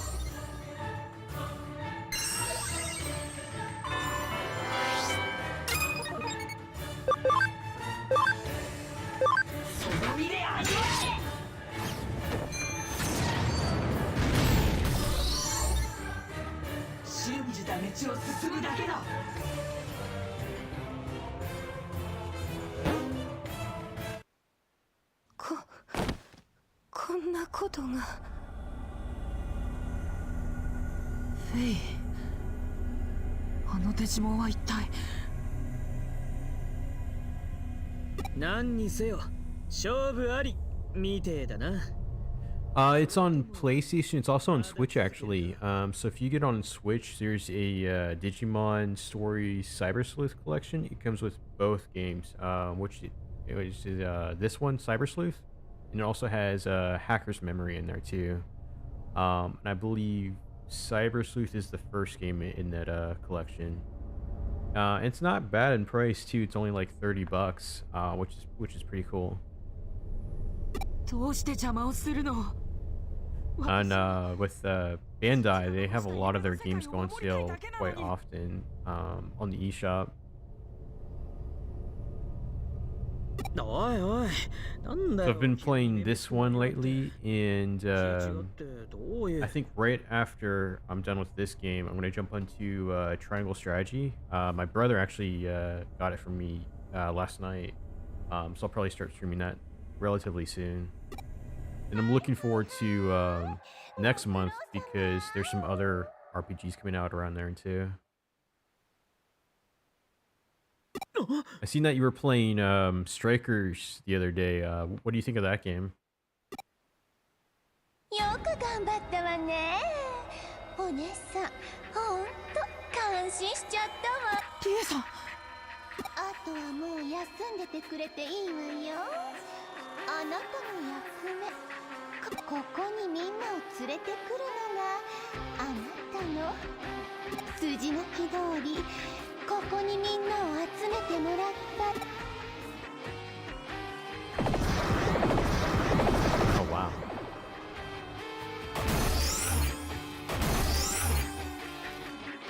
なんだこれ、どう赤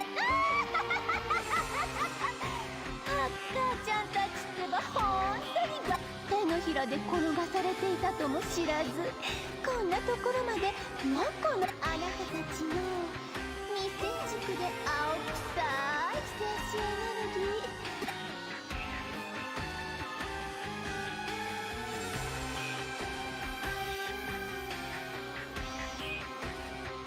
ー。Yeah, it was I played it for a bit too. It's a lot of fun. I am looking forward to the extra content that is supposedly coming out relatively soon, like some extra characters and hopefully some other maps. I do like the current maps they have. Just looking forward to hopefully some more. I do like how with their other sports games they've added some ongoing DLC throughout like the first year or two of the game to kind of expand the life cycle for it. しかしどうやらそう長くは話 It's している all typically free DLC too, which is great.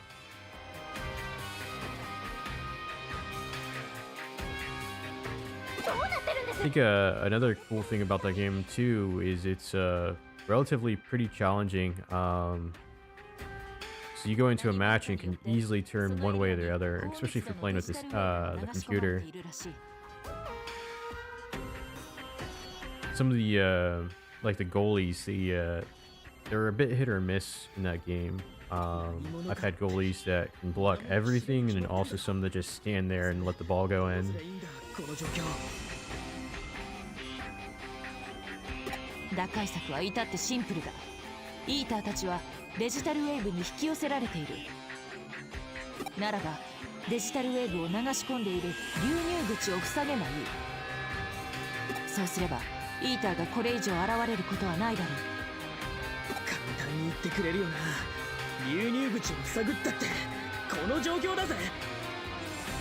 私そもそもこの状況がよく分かってないんですけど、全然飲み込めてないんですけど、どうなってんの？助けて！ああ、ピーピーうるせえな。君たちはそんな状況下にあってもいつもと変わらぬペース。少し安心した。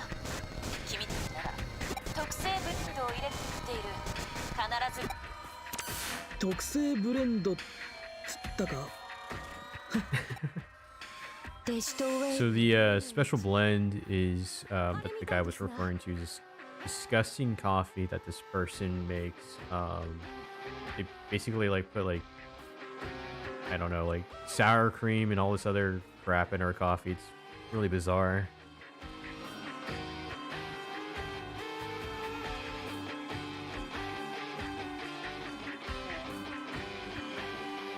Yeah, dude, it would be a lot of fun to play online, for sure.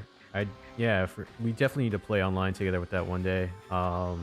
There's this other channel that does some streams, and they typically try to get like online groups together for games like that. So you should jump on there too, and we can all have like a big old tournament, which would be a ton of fun. We actually did that the other day. It wasn't for Strikers. We played the new Turtles game multiplayer, 6-player multiplayer that night. And if you haven't checked that game out yet, highly recommend it. It's a ton of fun. But yeah, we should totally do some multiplayer sometime.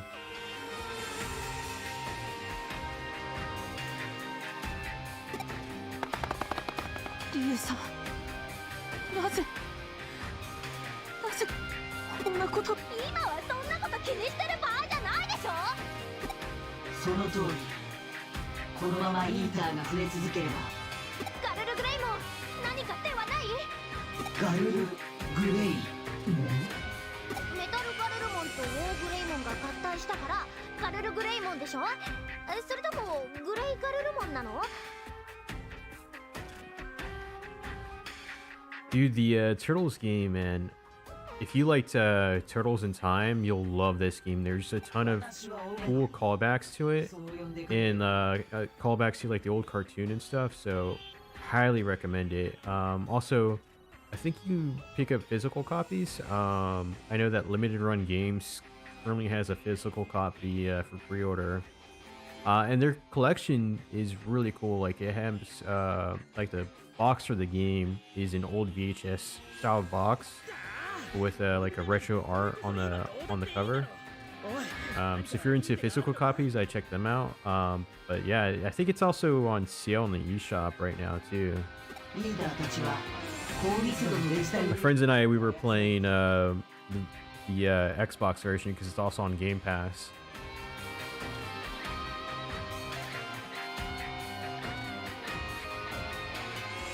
流入口の他にデジタルウェーブを流し込んでいる接続ポイントがあるはずだ。それあそこ見て、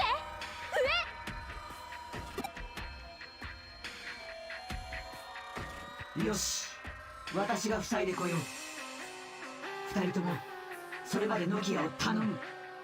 イーターから守ってやってくれ。仕方ねえな。来たわよ。行くぜ。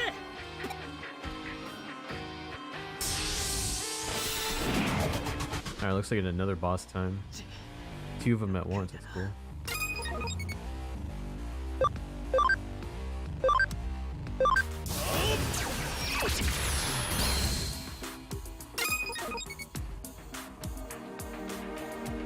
Dude, yeah, totally, man. Yeah, if you can get Game Pass, that'd be awesome. Because I have the Turtles game on there, and we could play some multiplayer when you're free. Just hit me up.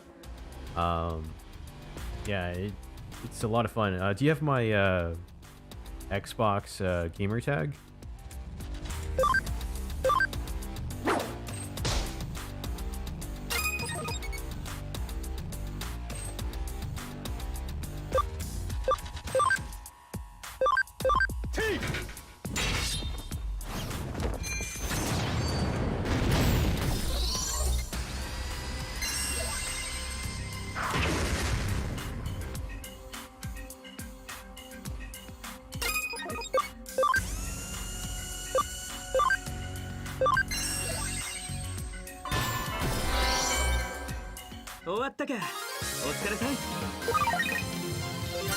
Alright, 1 second. Let me put it in chat.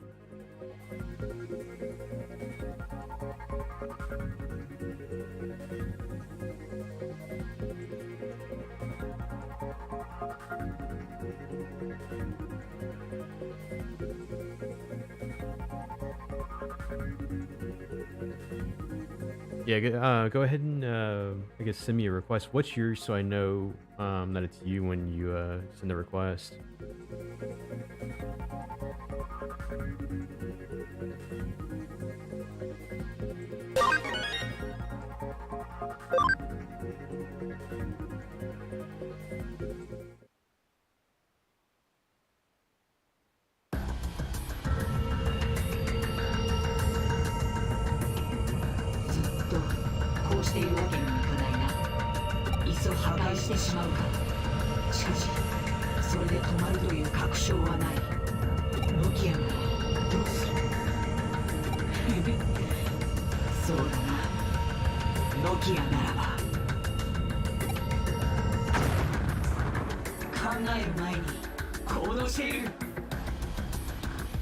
Cool, let me look that up real quick.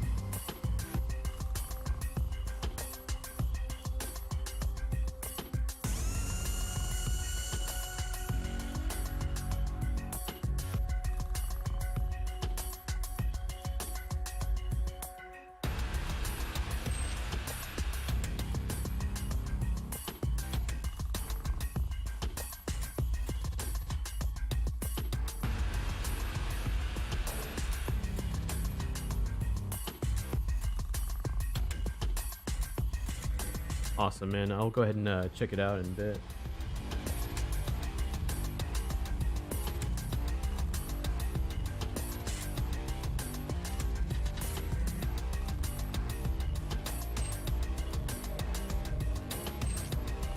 Cool. Let's see. Yeah, if you get the Game Pass, we'll definitely need to play Turtles, though. おいおい So that game has a story mode. It also has the classic arcade mode, too. あれは嘘ユーゴ嘘だろだってユーゴはここにそんな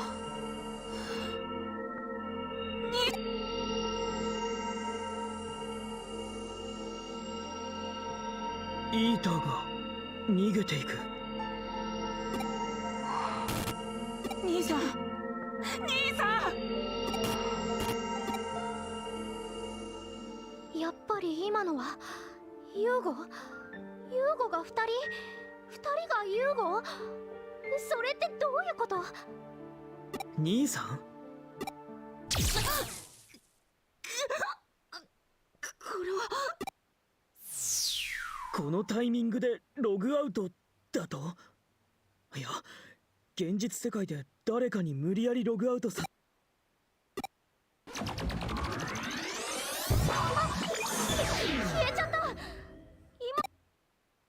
That's cool. So basically, the main character, they're using something known as a connection jump to travel the digital stream to other locations and stuff. So I guess he's gonna track her down. あら目が覚めたおかえりなさいゆうこちゃんヘアさんあなたがあの化け物を操っていたの？それじゃあいやねえ最初っから全部私がやっていたわけじゃないわよでもいい So those the eaters that they're talking about right now, basically when somebody is connected to the digital world and an eater attacks them, they're unable to wake up in the real life. It's basically, I guess the thing that it resembles the most is kind of like the Matrix. So if somebody is hurt or killed within the digital world, that kind of affects them in the real world too. And so there's this disease going around called Eden syndrome when they're having trouble from waking up, and that's because they were attacked while they were exploring the virtual space. And I guess this person, Kishibe, the one with the green hair, she created these viruses that's causing this this outburst of people getting sick.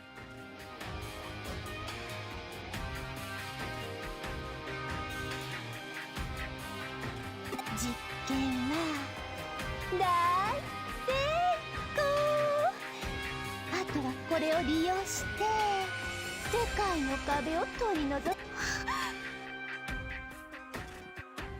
そのためにはあなたの精神データがゆうこちゃんもうちょっとだけ協力してね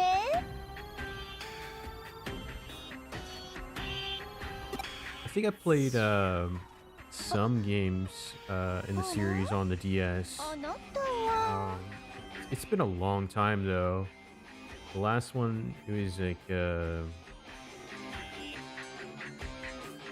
was like Moon or Sun or something. Like they had two different versions. It was kind of like Pokemon, but for the Digimon series. I thought they were pretty cool games. As far as like quality goes, I think this is probably the best that the series has ever been, at least from what I've played. So actually a lot of fun. What's cool too in this game, kind of like the Pokemon games, and they have like dex entries, and you can kind of fill your log. They have something similar in this game where when you go into a battle, it'll automatically scan that character instead of capturing, you scan characters, and after you have that scan hit 100%, you're able to create a clone of it and put it into your party. And each character has their own, I guess, dex entry and gives you a little info about them. And what's cool too, you can see their evolution charts and kind of plan what route you want to go with and what characters you want to create through the evolution process.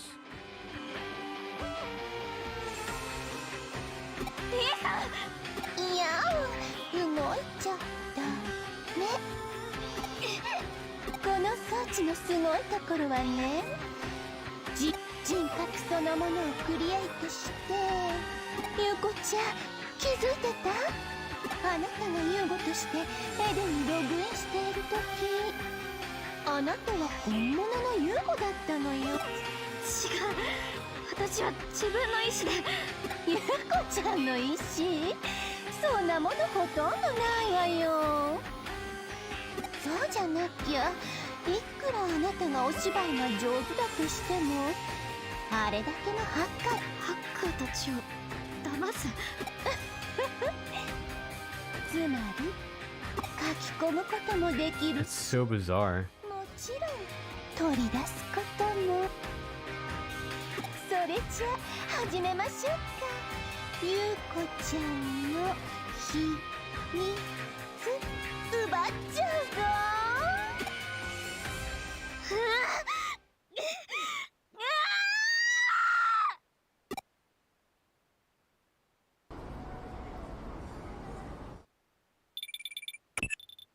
事態は急激に展開しているようだな。まあ何はともあれ無事でよかった。君のデジバイスのログデータからユウコくんの位置情報が割り出せるはずだ。ひとまず探偵事務所へ戻ってきなさい。新田やノキアには私か君が興奮状態にあるのはよくわかった。しかしこんな時こそ冷静であらねばな。行動をそれでこそ私の助手だ。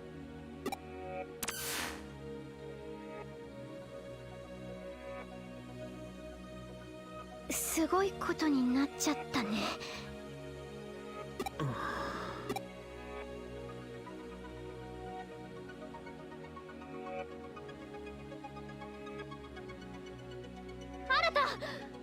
わかんねえことだらけだけどよ、はっきりわかったぜ。それでどうするの？もてあそばれて誇りを踏みにじられたんだ、みんなの仇に。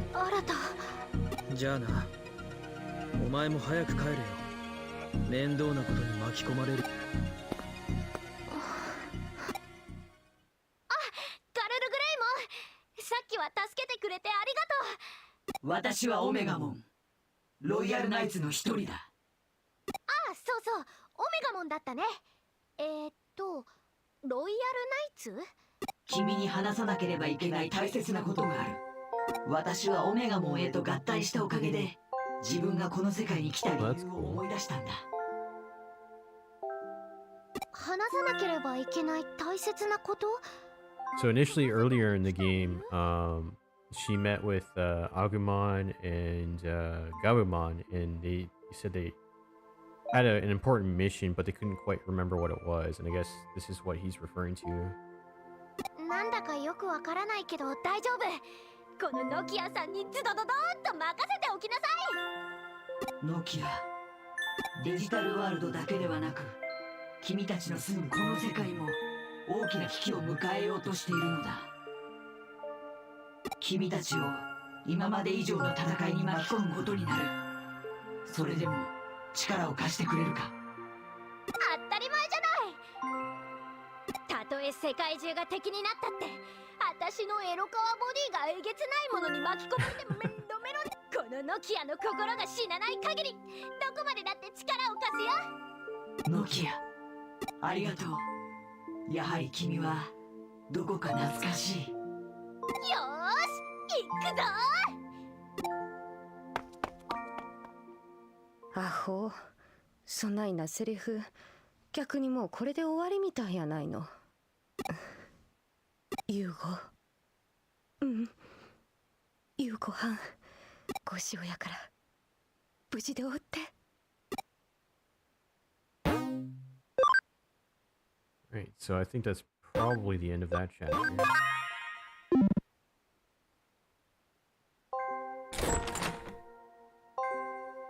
遅かったじゃないか。テレビを見たまえ、アンダーゼロの事件についてやっている。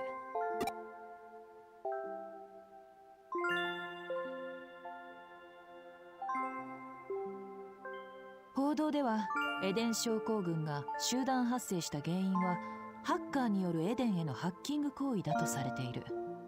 こぞってハッカーを批判する内容ばかりだ。逆に黒幕の岸辺のことには一切触れられていない。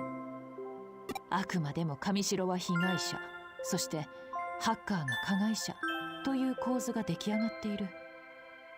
岸辺はハッカーたちに罪をなすりつけ、今も上白優子を利用して九段のパラダイスロスト計画を進めているのだろう。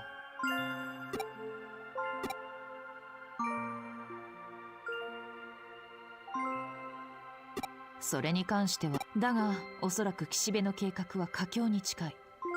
優子くんは計画の最終段階に欠かせないキーなのだろう。岸辺はアンダーゼロに大量のデジタルウェーブを流し込み、行動、おそらくあれは実験だったのだよ。デジタルウェーブとイーター、今まで利用してきたハッカーの掃除もできて一石二鳥だっただろうな。岸辺理恵は本来作為的に操ることなどできないデジタルウェーブの流れを操作可能にした。 So earlier in the game, they also had some smaller experiments going down, where they would try to have, I guess, the digital world and the real world kind of merge. And it sounds like she's able to finally control that flow of the digital wave, based on her statement here. パラダイスロスト計画もいつ発動してもおかしくない。君のログ情報から急いで上白優子の居場所を割り出そう。そしてそれと並行してこの計画の真の目的も探らねばならない。パラダイスロスト計画の肝はデジタルウェーブをコントロールして得ることができる何かだ。最近迷いが事件が起こった地点と新たに手に入れたデジタルウェーブの流れのデータ、これらの情報を照らし合わせれば最終的にデジタルウェーブが注がれる点を予測することができる。おそらくその点こそが計画の中心地だろう。これらの検証にはしばらく時間がかかる。悪いがもう少し待っていてくれ。あ、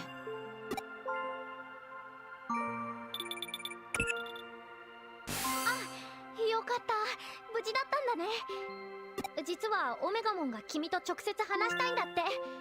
あそこならあんまり目立たないで済むだろうし。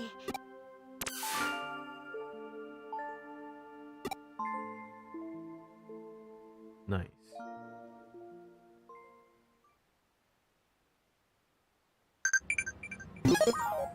Alright, looks like a ton of messages came in. Alright, cool. So before I go to the Zaxxon forum, I'm going to hit up the Digilab. Because it looks like a few of my characters are at max level.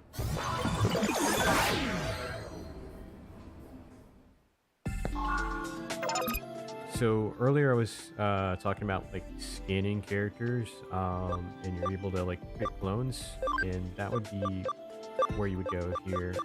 So any character you scanned 100% or 200%, you can create a clone of them.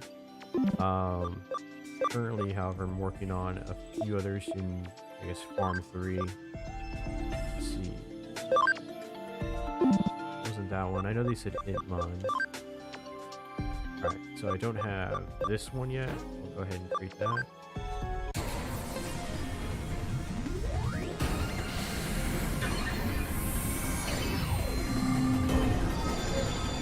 Oh, that's pretty cool.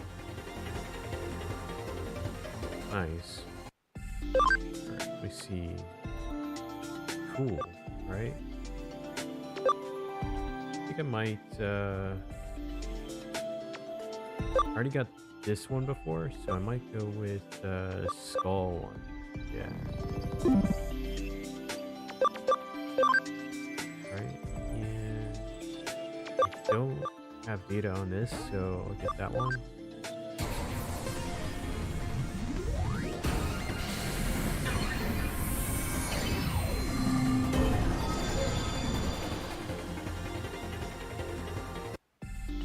And what can that turn into? Gold Numemon, alright. Human Spirit of Light. Well, I don't have that. So I guess I'll work towards the Gold Numemon. Let's see. 12, and I think it, yeah, level 14, alright. A little bit on that.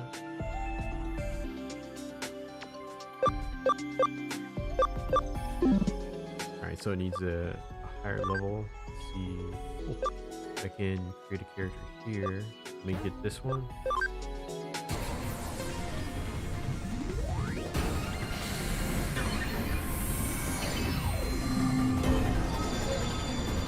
Alright, that's pretty cool. Let's see, what can you turn into? Alright. Probably gonna go with this one. It's gonna take a little bit though. Yeah, for this guy, I think I'll go with this one down here. I think that might be Black Were Greymon.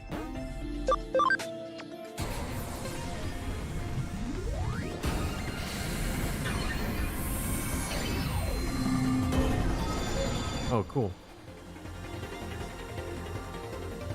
Nice. Alright, cool. I'm probably gonna go with the Black Were Greymon then, down at the bottom. Let's see. Anyone else? No, I think those are all good. Alright, that's gonna take a little while.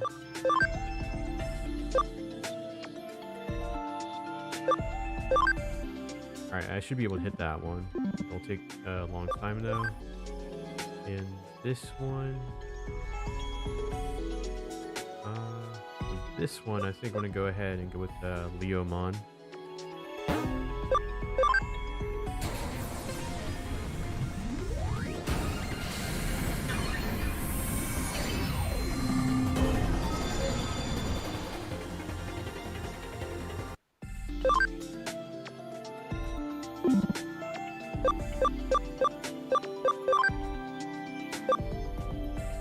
Alright, that's gonna take a little while too.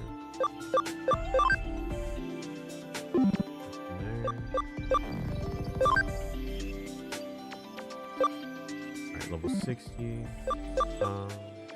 Tyrannomon. Alright, so I can create this guy, but I'm trying to go with Rust Tyrannomon, and that's attack 180. Let's see.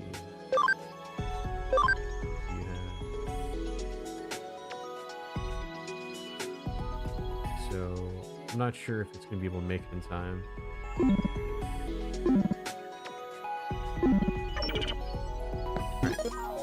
I'm going to go ahead and save again, and then I'm going to go to the Zaxxon form.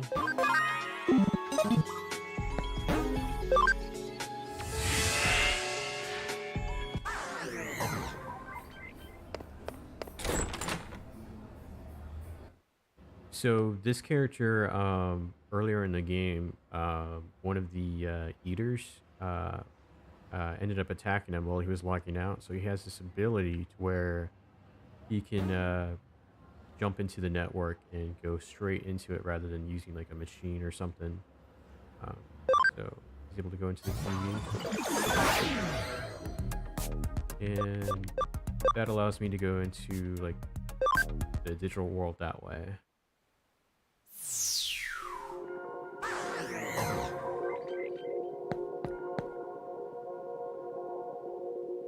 来た来た。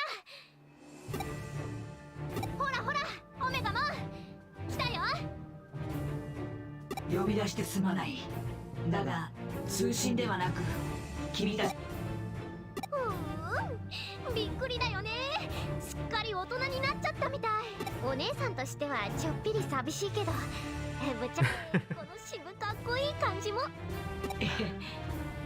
でもってこっちの世界に来た理由とか忘れてたいろいろなこと思い出。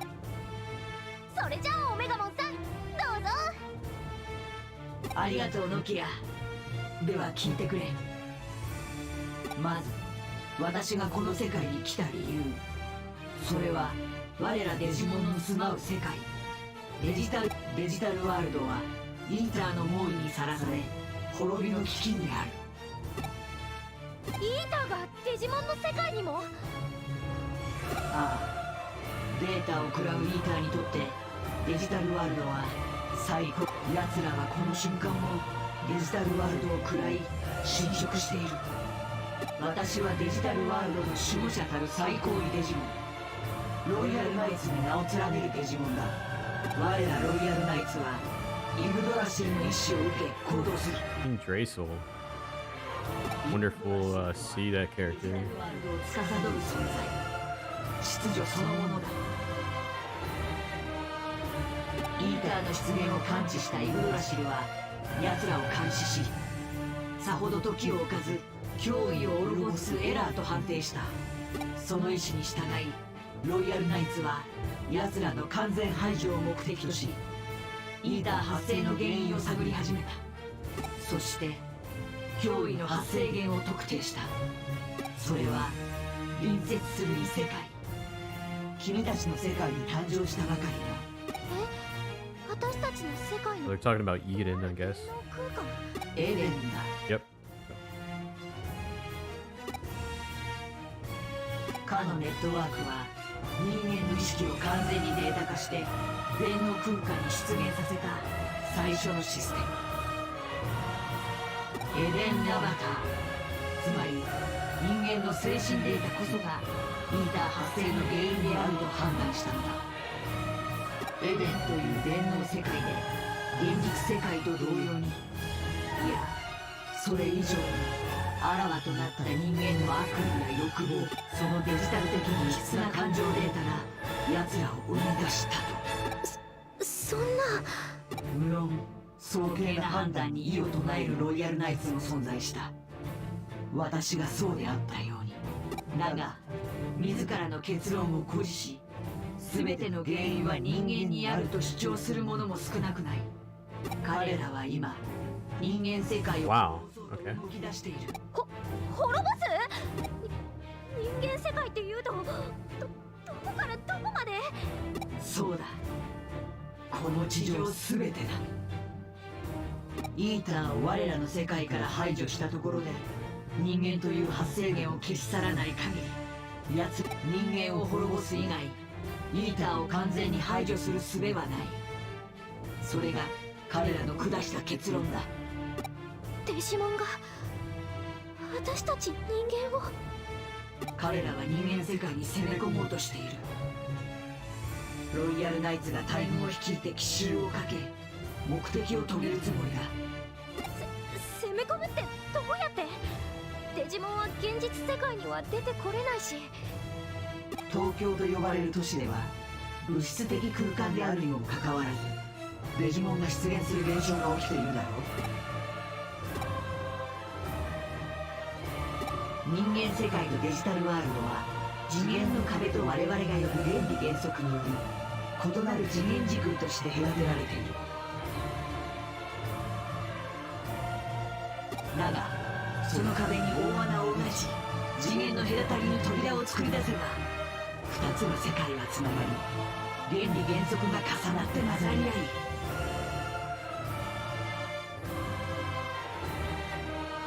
結果あらゆるデジモンが往来可能となる。昨今東京で起きているデジタルウェーブの増大や異常はおそらく扉を開くための準備に。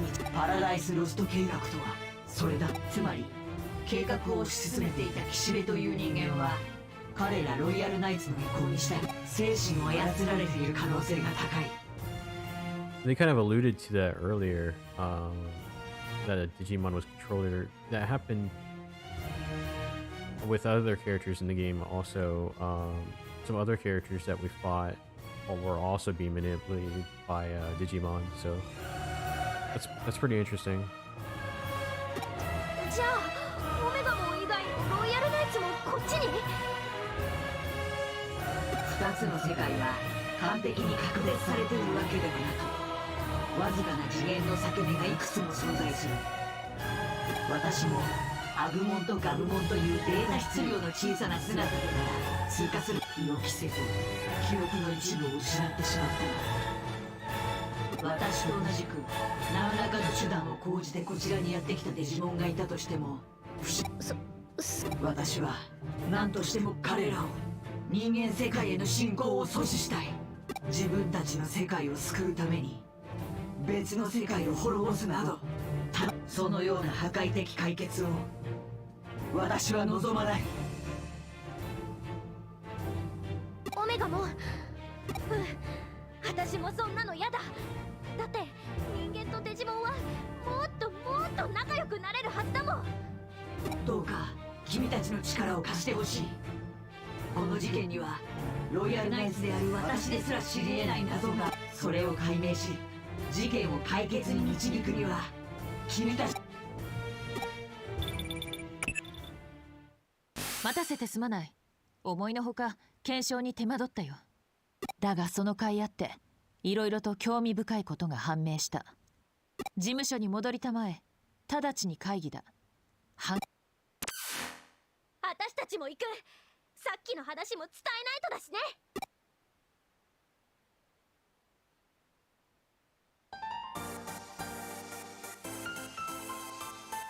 お待たせ。それじゃあ京子さん、作戦会議始めちゃおう。いや、あと一人重要なキャストがまだ来て。重要なキャスト？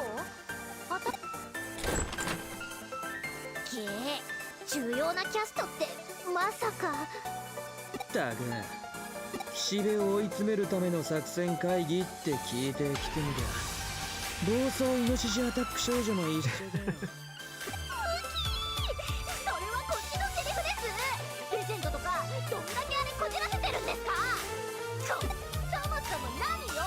アンダーゼロでも一人でいなくなってさ。あんたこそチーム戦向いてないんだから足引っ張んないでよね。悪いがこの作戦は誰一人欠けても成立しないんだ。暴走イノシシアタック少女もレジェンドただし中にこじらせ少年も協力。俺は岸辺を叩けるんなら何だっていいさ。早くそうだ。暴走イノシシアタック少女も異論はないか。その前にちょいちみんなに聞いてほしい話があって。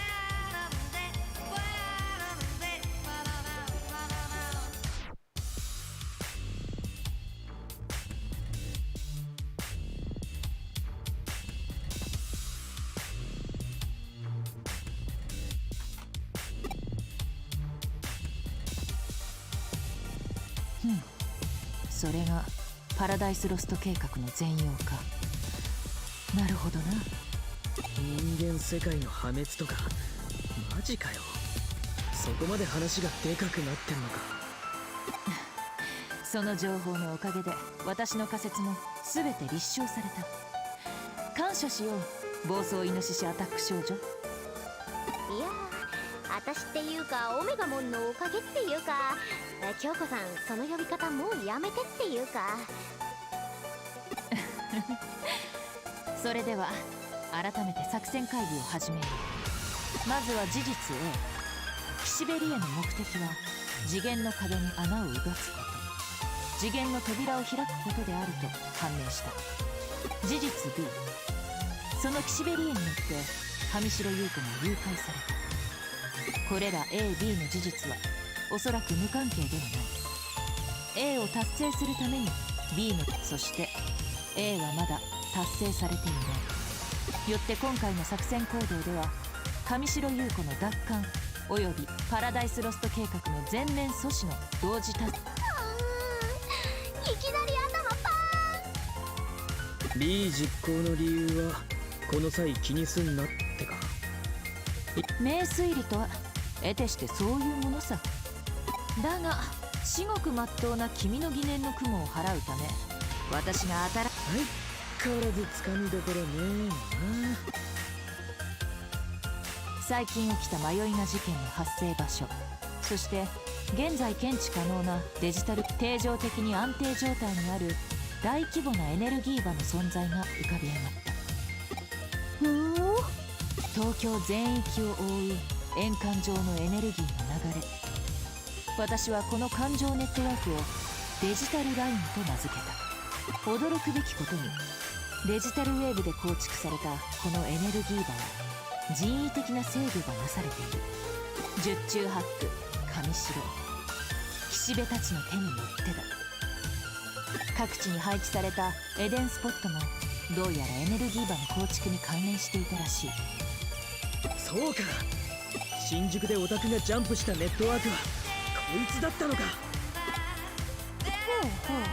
エデンスポットにそんな秘密があったとはな。要は流脈みたいな道ができてるってことだろ。その通り。このネットワークは流脈、レイラインなど古くから存在する超自然的デジタル用のエネルギーライン。岸辺たちは長い時間をかけてデジタルウェーブを循環させる構造はそれ自体がエネルギー反応炉であることを示している。蓄積し、冷気させ、増幅して放出する。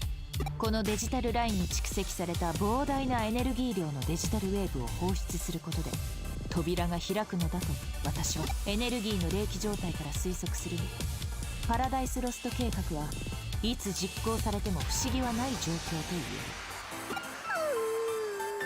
そして現在エネルギーの流れに著しい変化が見られるポイントがある。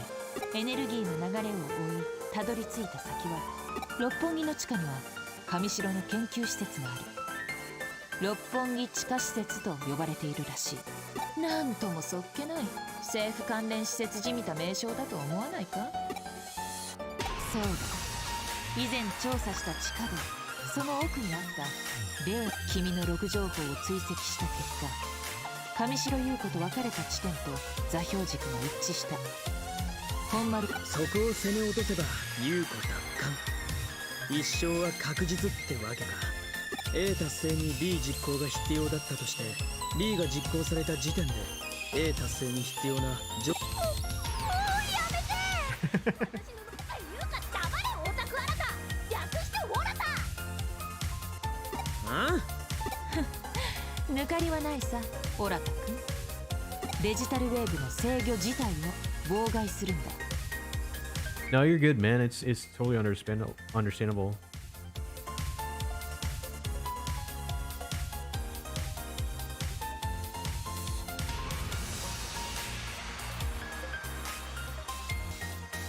説明した通り、デジタルラインはデジタルウェーブの流れを制御して構築された人工物だ。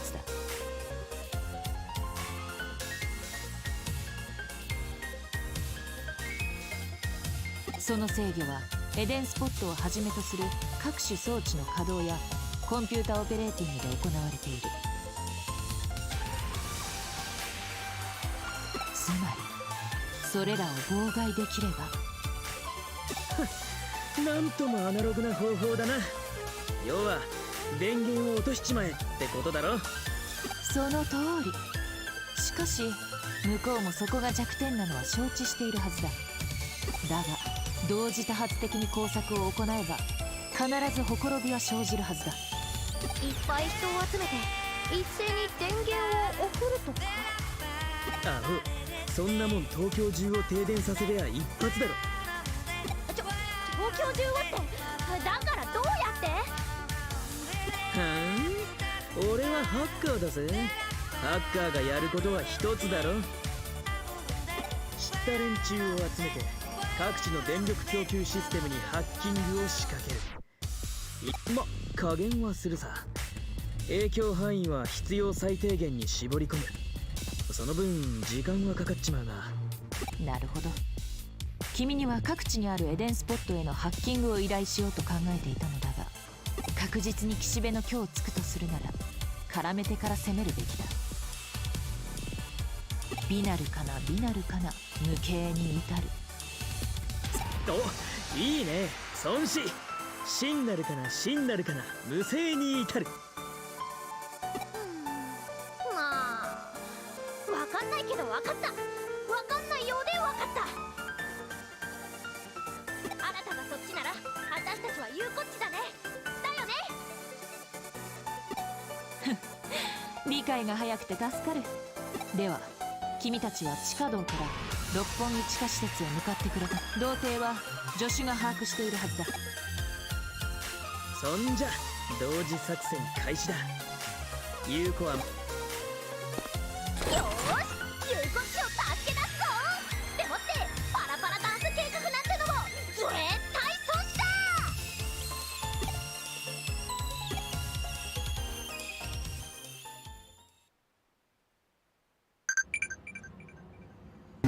Let me go ahead and save real quick.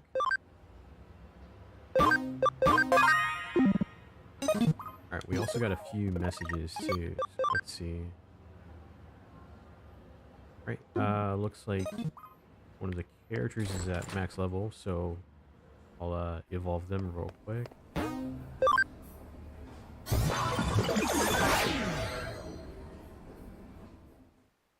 Alright.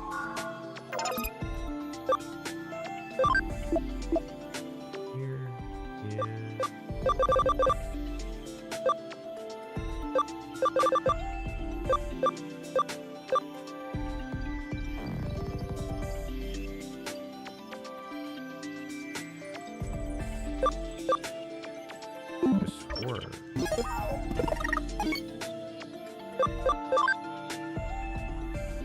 yeah, it was that one.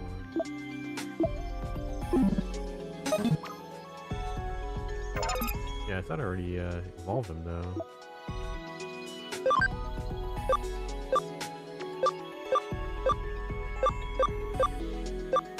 Alright, yep.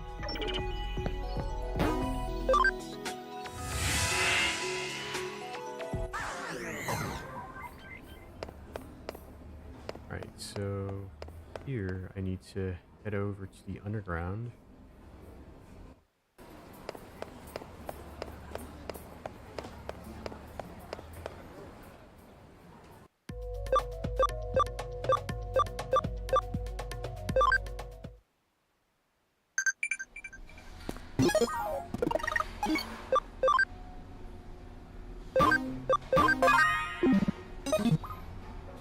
Alright, I'm going to step away for just a minute. I'll be right back. Sorry about that.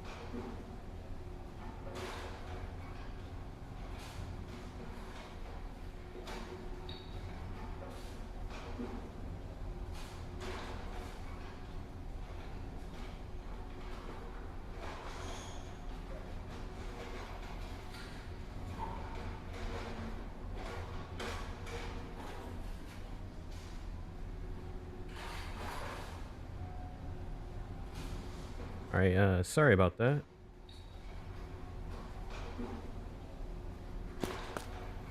Alright, yeah, they said to explore the underground. Let me go ahead and go over there.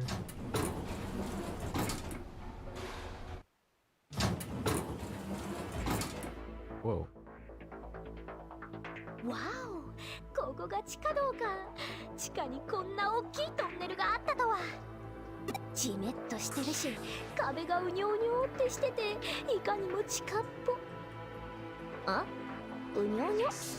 あれ、ここちょっとだけデジタルシフトしてない？以前よりデジタルウェーブの影響が濃くなっているな。おそらくデジモンやイーターも現れるだろう。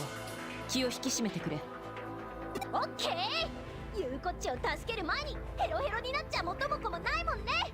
いくよー。六本木目指してレッツワーキング。うわ、もしかして六本木まで徒歩？おや、今気がついたのか。六本木まで10キロ弱、時間にして2時間といったところだ。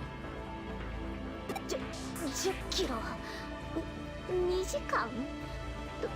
どうしよう。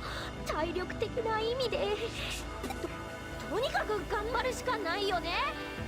えいえいおー。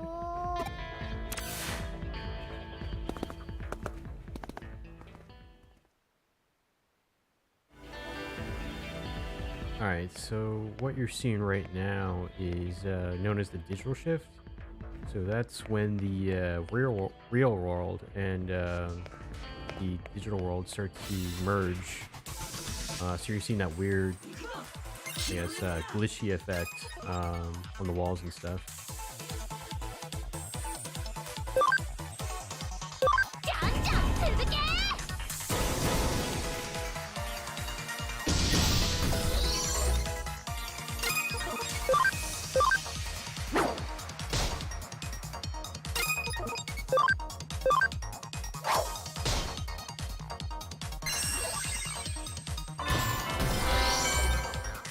信じた道を進むだけだ。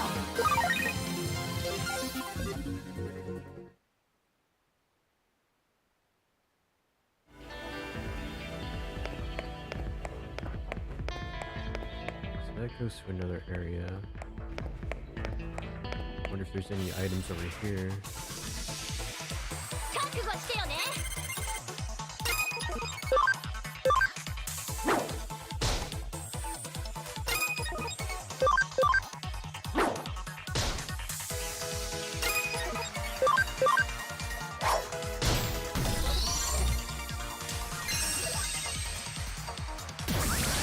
Nice.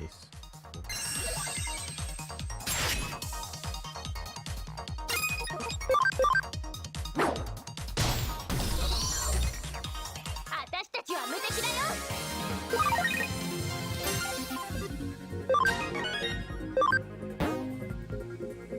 Alright, let's see. A lot of HP. Okay, that's good.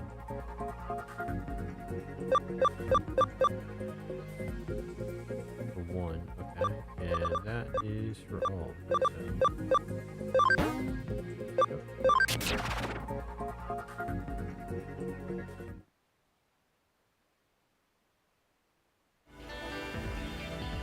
And being that I got that ability, I'm gonna go in here. See her stats. 80 neutral damage.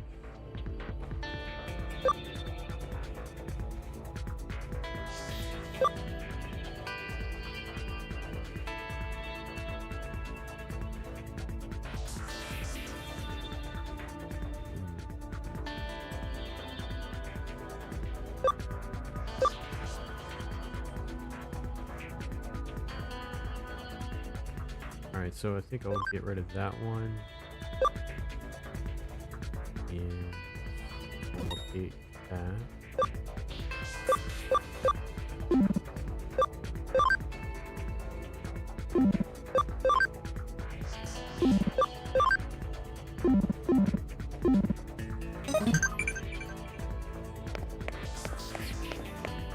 it looks like that's another room. Yeah.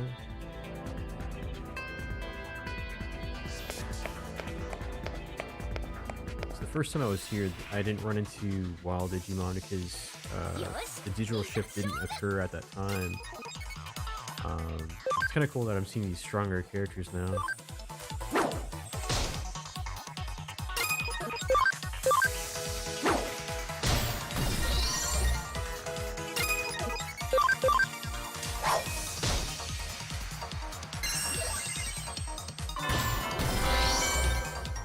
信じた道を進むだけだ。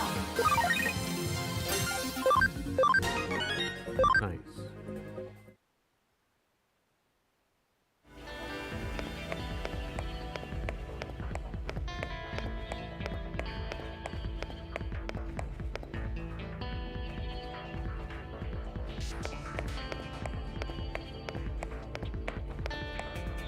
I have no idea where I'm supposed to go.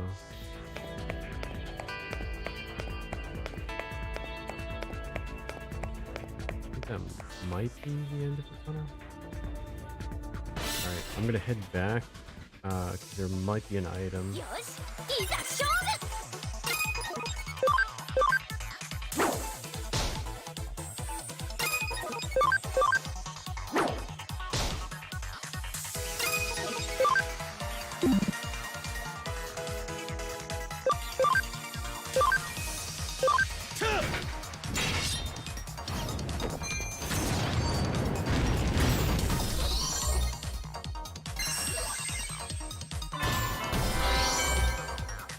信じた道を進むだけだ。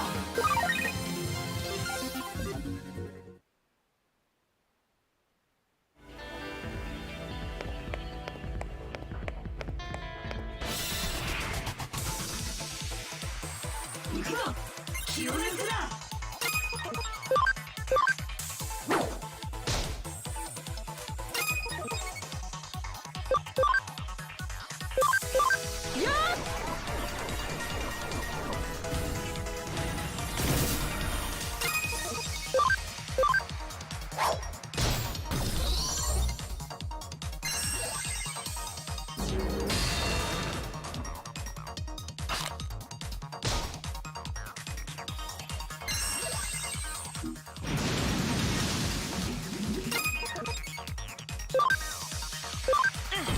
続けていこう。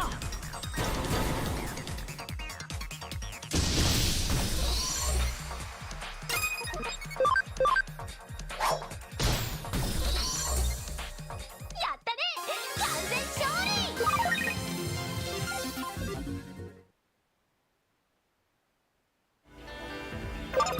Alright, so I'm going to use one of these abilities to lower the encounter rate.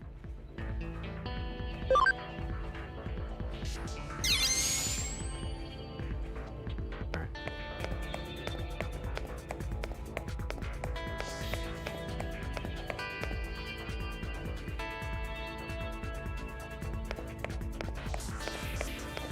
Alright, cool. So there was an item over here. Nice.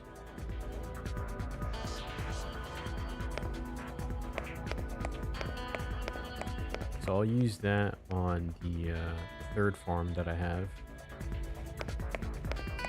Using these expansions, I'm able to add different items to the farms. That way, when I have the characters trained, they can boost their health or their attack or other stats to improve the character. You can also add items that improve like their search, so you can send your Digimon out on expeditions to get more items for the character.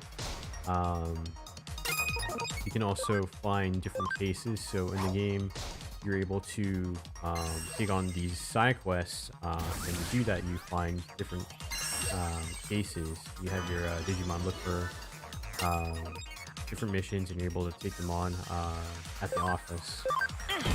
続けていこう。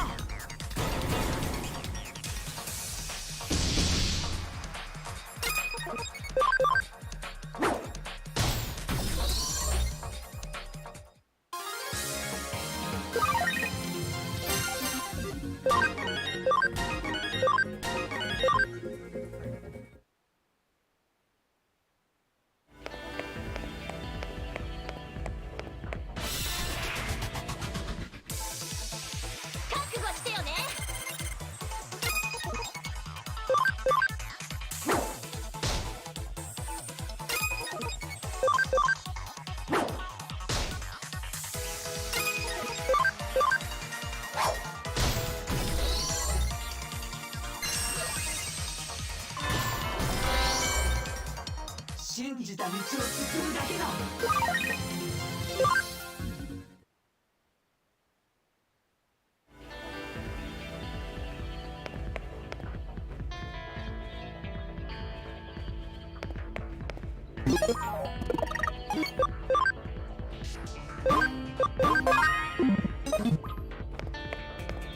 Alright, looks like another splitting path.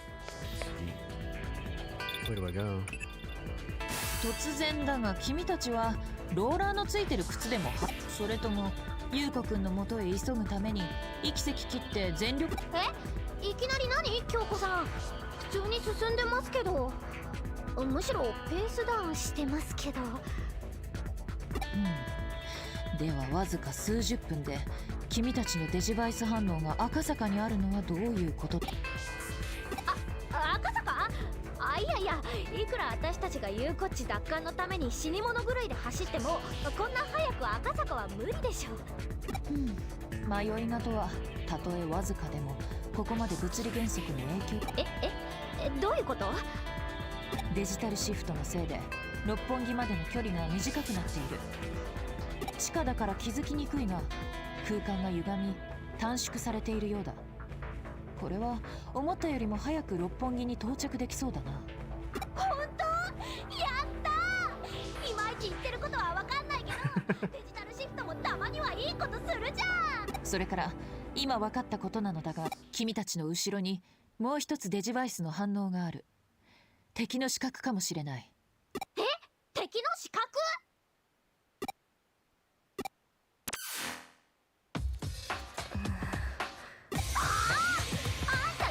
こんなとこにいんのよ。アンさんだ。優子はんを助けに行くんやろ。優子っていうか優吾っていうか、てかあんたは優吾が優子っちだって知ってたわ。もちろん知っとったわ。わざわざアバターまで変えて優子っちは何をしていたの？何のためにあんなこと。あの姿は優子はんの兄さんの姿なんや。優子っちのお兄さん？そう。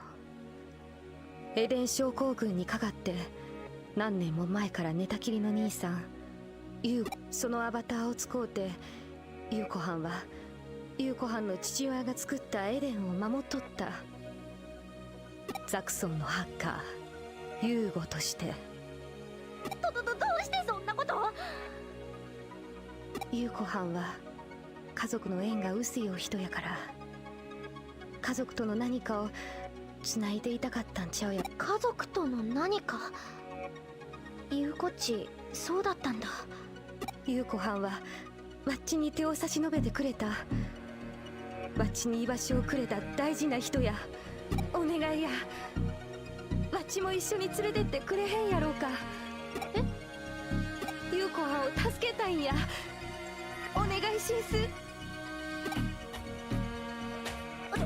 本気なの？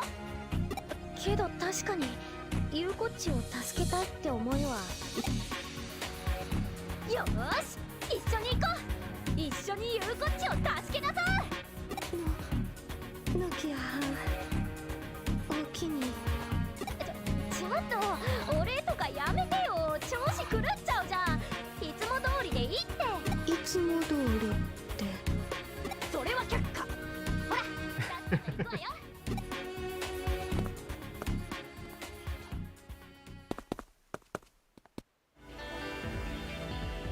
Alright, let's see.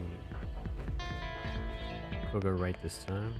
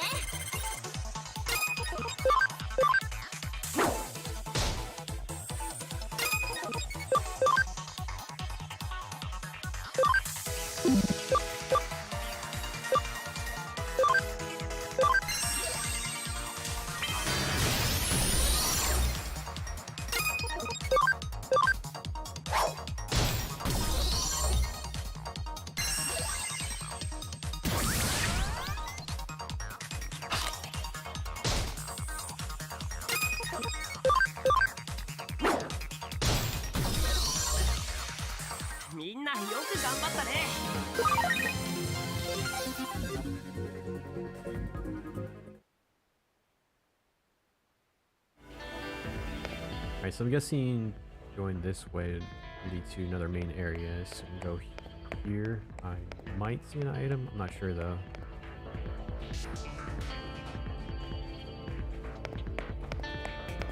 Cool.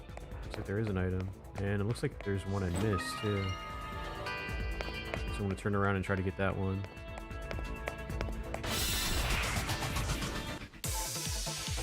Yosh, いざ勝負。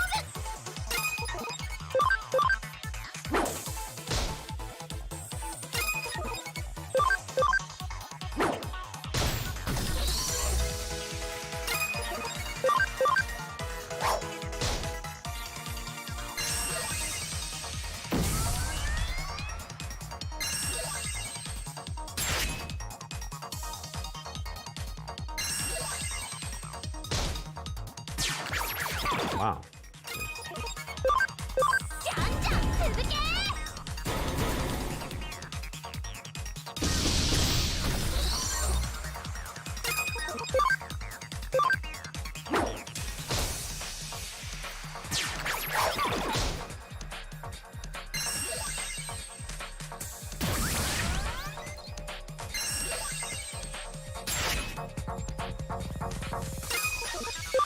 じゃんじゃん続け。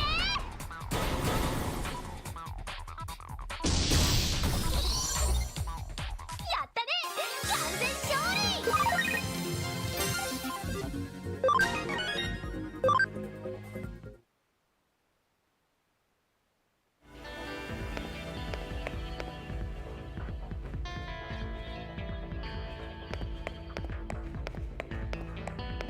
Okay, yeah, so before going over there, I'm gonna turn around, get that item. Hopefully it's a memory up. I could really use one of those. I might add Rapidmon character back to my team.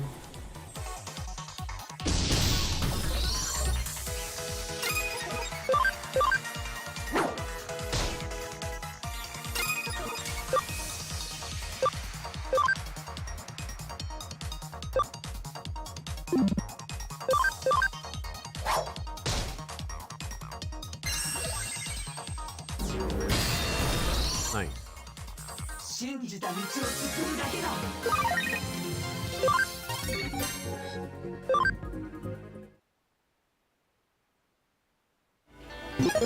Let me check my file real quick. I forgot it. So I might be able to add him to my team. Next time I see a terminal, I'll probably try to get it.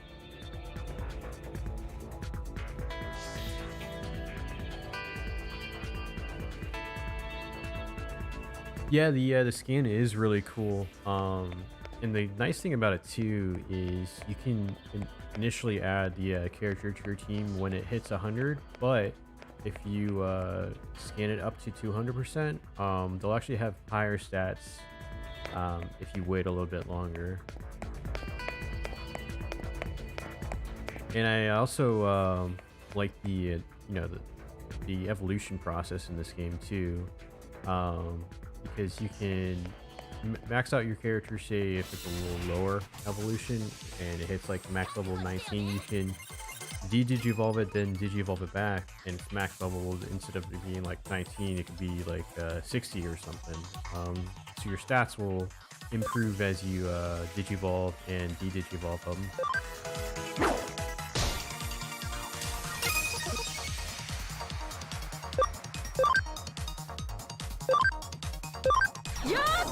And it also has the kind of like Pokemon, it has type advantages and disadvantages too. So there is like a fire, water, and like a grass thing, but it also has a light, dark, and neutral. And then on top of that, there's also different types of Digimon. So there's like a data type, a virus type, or a vaccine type. So for example, the Omnimon character, I believe that's a vaccine type, and you'll see like the virus type. The virus type looks like the kind of like a star or something. so you can tell them like that. And then the data types are like this cube, so it's kind of neat doing that. And then the type null, those are just like this the slash.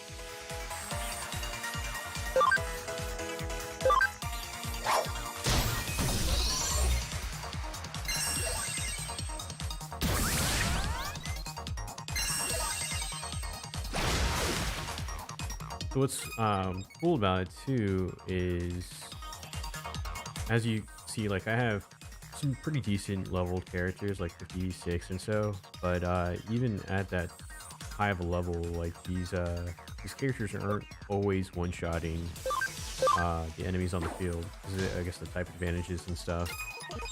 So it really does play a key factor in this game. It's not like Pokemon where you can maybe be at a disadvantage on type, but if you're at a high enough level, like you're still going to smoke them. That's not so much the case in this game, where it does take a little bit more into account your strategy too, which I like. Admittedly, I don't always use that. I just get the characters that I think are cool or that I grew up watching. It's like one of the biggest things with this game, right from the get-go, I tried to work towards Omnimon, which took a really long time. So as soon as I got Agumon and Gabumon in my team, I started trying to work towards the Omnimon level. And I also worked towards the Massamon, which also took an incredibly long time to get, which is this character. So basically this character is the fusion of Angel Woman and then like a Lady Digimon, so like dark and light, and you get this cool fusion of the both, like light and dark. So that's why like her attack, you'll notice like there's some light or like holy aspects, and also the darker aspects for her spells, which is really cool. Another key thing, which I'll show in a sec after this battle, that's being that you're in the digital world, you're able to use like hacker skills. So I'll show that off in a second.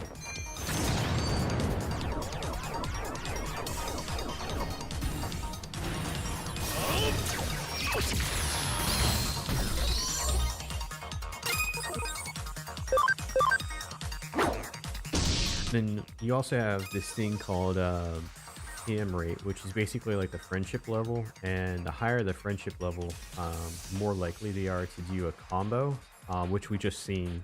So periodically you'll see the characters like all line up and use their strongest attack at once.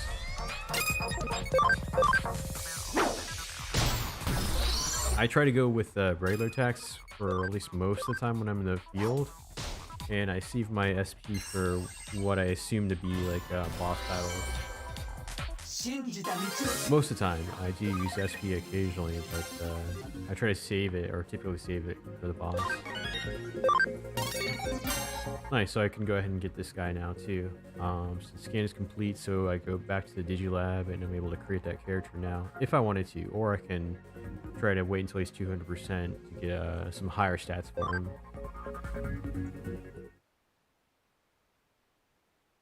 Alright, so I was talking about the hacker abilities, so let me go over to the profile, and so you'll see like hacking skills, and based on what type of characters you have in your team and how many you have in your team, you're able to do various skills in the battle or on the field.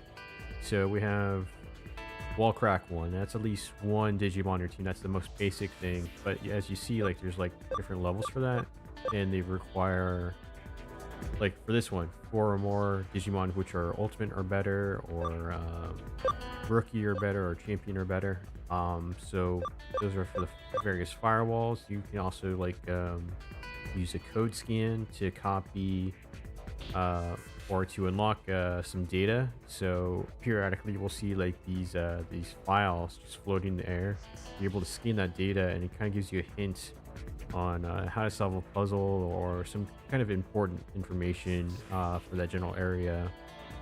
Copy and paste, you need at least a vaccine character, one vaccine in your party, And that allows you to copy like these floating data, and they're typically like color coordinated, like blue, red, and so on. You're able to copy it and then paste it into a block, and that typically unlocks like some more of the floor, so you're able to travel to different locations in various dungeons. This, if you have a virus type, you're able to hide from other NPCs and kind of use it for gathering intelligence. We've only used it once in the story so far. It really hasn't come up all that often.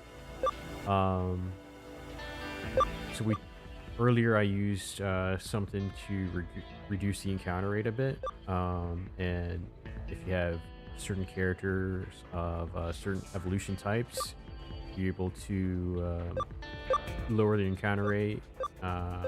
Yeah, and so to do stuff like that. So I have the lower encounter rate right now.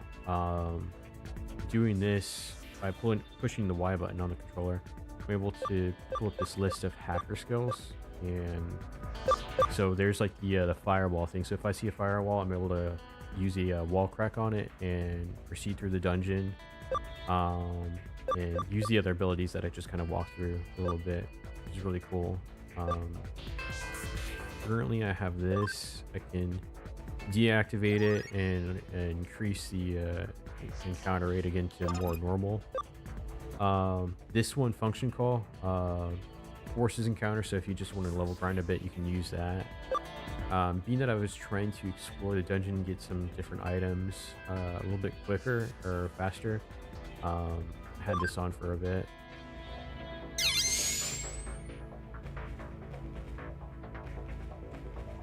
Yeah, for sure, especially when it comes to typing, because it's not just, oh, it's like fire versus water or whatever. You also have to count, like, is it a virus versus a data, or vaccine versus a virus, or whatever, too. You have to account for that. And depending on if you have, you know, a good roller or a good type advantage, you can get 1.5% more damage done to an enemy, or like or a higher amount, like 2 times or 3 times or something, depending on how good of a type advantage you have and what moves you use on that character. And also when it comes to type advantages, you'll see like the different color reticle appear over here. You probably noticed that a bit throughout the playthrough. So red, or like that bright orange color, will indicate if your move or your character is super effective against that monster. Blue, it's going to be half damage, and this one is going to be kind of like just an average damage, which is really cool. I know that some of the more recent Pokemon games have done something similar. So like you'll see like super effective or not very effective when you're selecting a move in that game as well. So it's cool that they're implementing that in this one.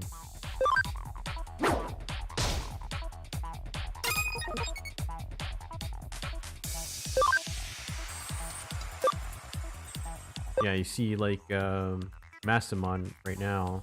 That one, like if I were to attack this guy, it'd be like just kind of an average damage, whereas this one would be like half damage for some reason.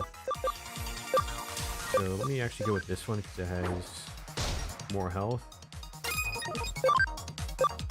and it's kind of the same here. And I'm guessing it's probably because of the type.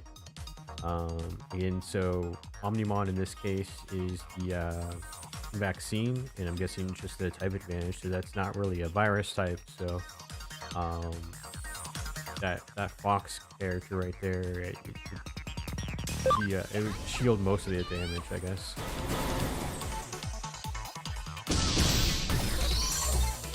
So that was able to knock it out. That's because we had the team up attack. Great. And then Nokia, the one person that's been in our party, she also has an Omnimon, so she was able to follow up that attack with her own Digimon.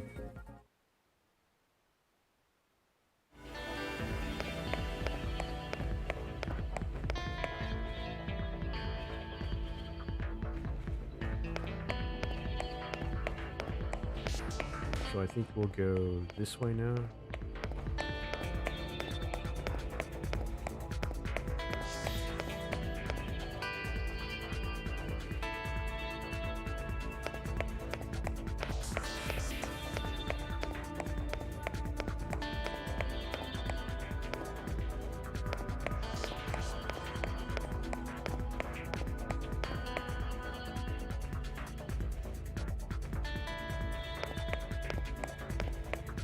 Alright, so it looks like there is an item over here. I'm guessing it's a metal. Yeah. 行くぞ気を抜くな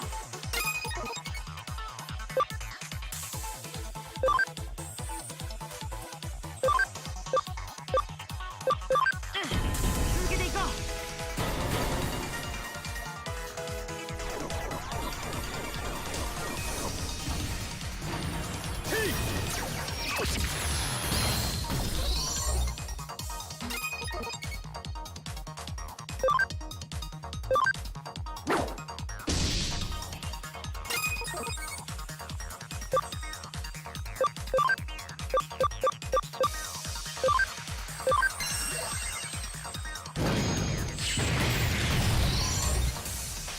ったね完全勝利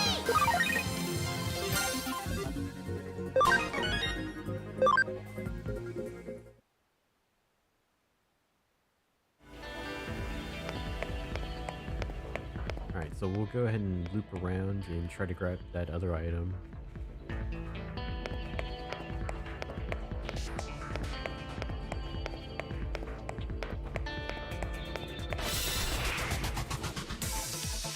よしいざ勝負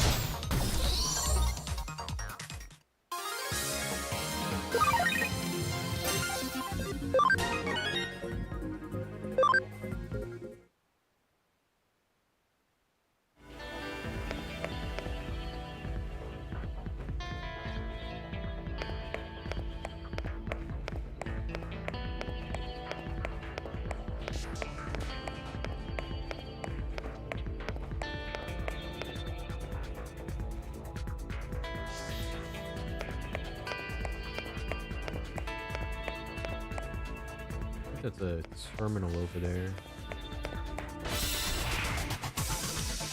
So if that's the so when you're in the real world and there's a digital shift, instead of seeing like the typical terminal or computer, you see this phone.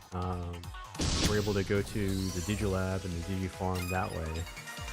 But it's also a good indicator that a boss is likely showing up pretty soon too. 続けていこう Once I head back to that area, I'm gonna head to the farm though.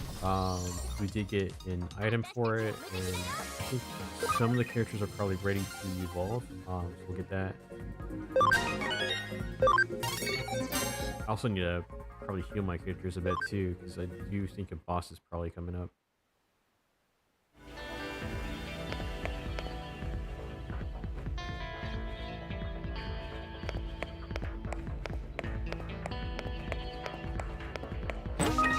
Cool.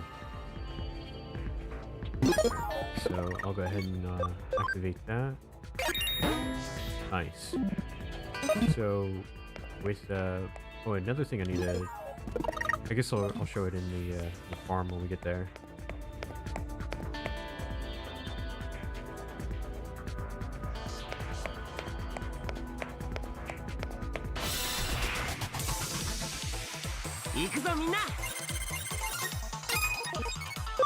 So being that I'm really close to, I guess the healing spot, I'll use this SP rope.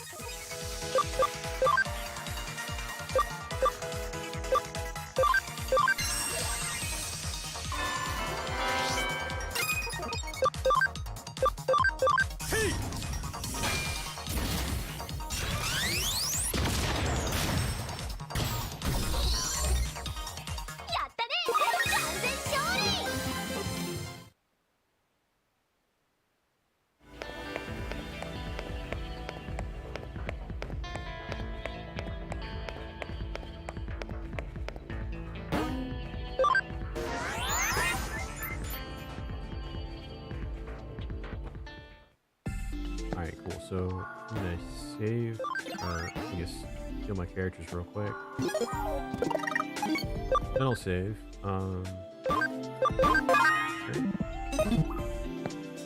Alright, so the other thing I wanted to show you was party memory. At the bottom you could see party memory 79 out of 105. You can't exceed the 105 because those memory ups we've been getting, they'll increase your party memory, which is important because, as you can see, let me get the character that I want to add to my party. I think they're over here. Yep. As you can see, all the characters, they have like a memory use. So like the Makagomon is like 12. The one I want to move to my party is 18. And you see some other characters with lower memories over there. You have to make sure, even though you have like a stronger evolution, sometimes you can't add them to your party right away because they'll exceed your current memory allotted. So I think I can definitely add it now. Great. So I have him in my team. And looks like you can add some other characters too at some point. I'm not too worried about that right now though. But yeah, a big thing with this game is memory usage. I think when you first start the game, you only have about 20 or 25 memory, so it does take a little bit to build it up to, I guess, at this point. Alright, let me go ahead and try to evolve some characters. I think I can do that now.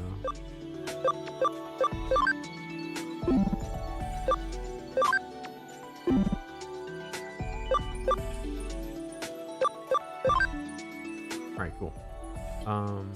Yeah, so I'll go with this one.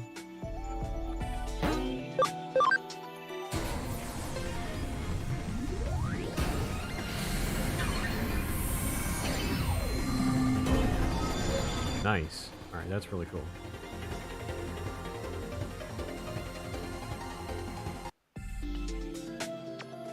So when it comes to evolution, you're going to see some of them have like different requirements, like ABI, CAM, and so on. So CAM you can raise by having your character in your party and you going through different battles. That's basically your friendship with the character. You can also raise your CAM percentage by going to the Digifarm and feeding them.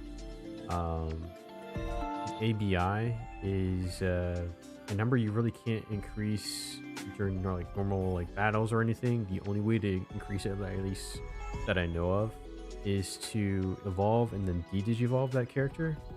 So as you can see, it says AB of 9, but some characters, like this one for example, ABI of 10. So no matter what I do, like if I level it up to 99, it'll still only have an ABI of 9 and won't be able to evolve to that character.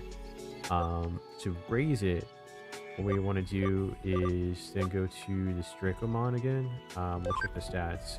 If we were to de-evolve it, it'll go from 9 to 12, and then if we were to evolve it back to, I guess, this character that we have now, it'll get even more stats.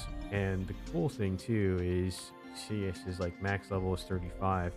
If we were to get that to 35 for max level, it'll actually be higher than 12 when we try to evolve it. So like try to evolve it again, it can be maybe like 30 or something. So you have to constantly do that. And with some characters, when a fusion, it takes a really long time to get it to like 80 API for both characters in order to do some fusions in the game. But yeah, I'm gonna go ahead and create this character again.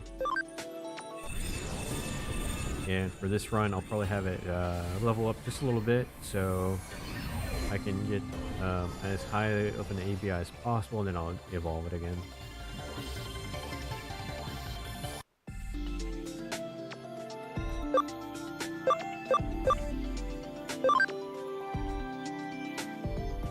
Got this one. Probably gonna go with the gold Numemon for this run. And let's see. Alright, cool. So I can create this character. I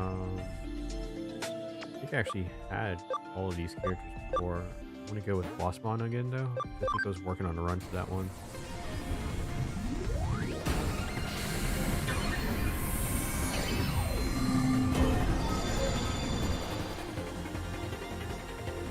So ABI of 13.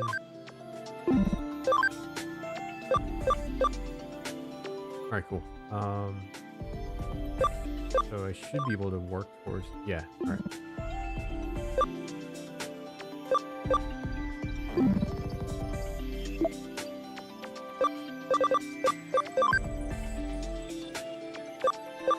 I think that's all I can do with that.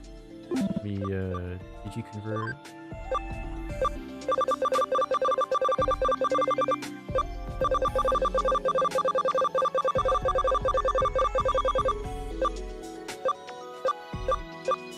Ah, here we go.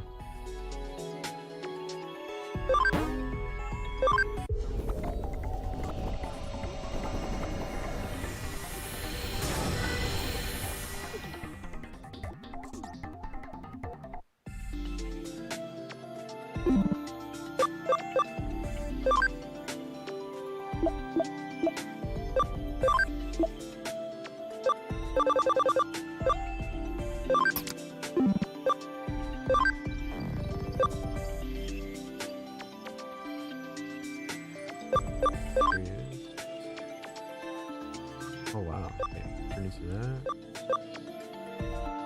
6.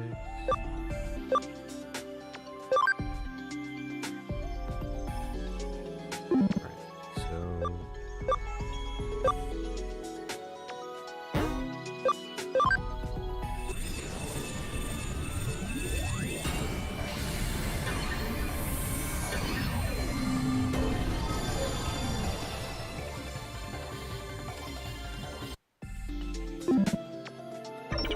alright, so that character's like max level beforehand was, I believe, was 26. So if I were to try to evolve it now, try to get to that character, let's see. Alright, cool. So there's another thing too. So before, like Shell Numemon, its max level was only like 25 or 26. After DDH evolving, if I were to go back to that character, its max level would then be 35. And you can kind of do that over and over again to level up and de-level up to get your different or increase your max level.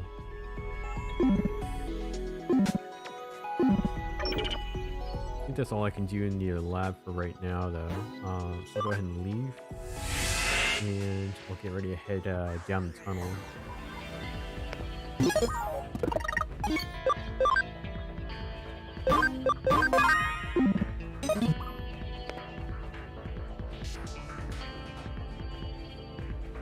Alright, yeah, I think there's definitely a boss fight in this area.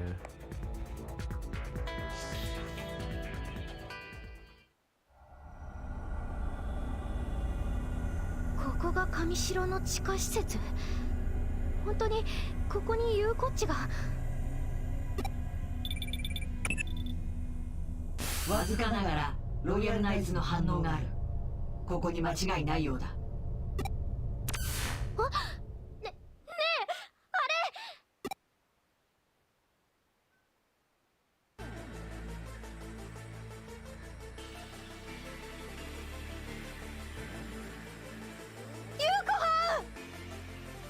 来たか。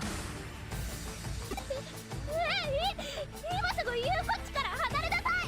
あんたの思い通りになんかさせないんだから。それはできない相談だ。これでようやく災いの元凶を、薄汚い人間どもを消し去ることができるのだから。私たちが来たからには絶対にそんなことさせるもんですか。あんたがロイヤルナイツに操られてるってことはもう分かっちゃってんのよ。イグドラシルの意志だかなんだか知らないけど、人間を滅ぼすなんて冗談じゃないっての。オメガモンの入れ知恵か。オメガモン、貴様はここにいる人間どもに人間風情に肩入れし、崇高なる意志に背くと。お前まだか。ノキア、気をつけろ。この女人間ではない。どういうこと？だって岸辺は何？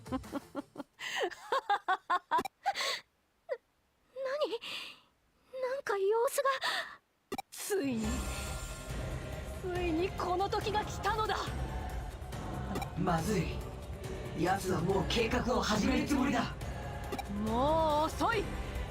さあ裁きの扉よ。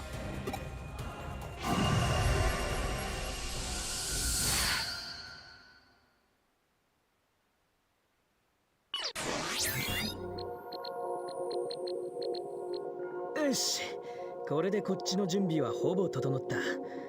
あとはお忙しそうですね。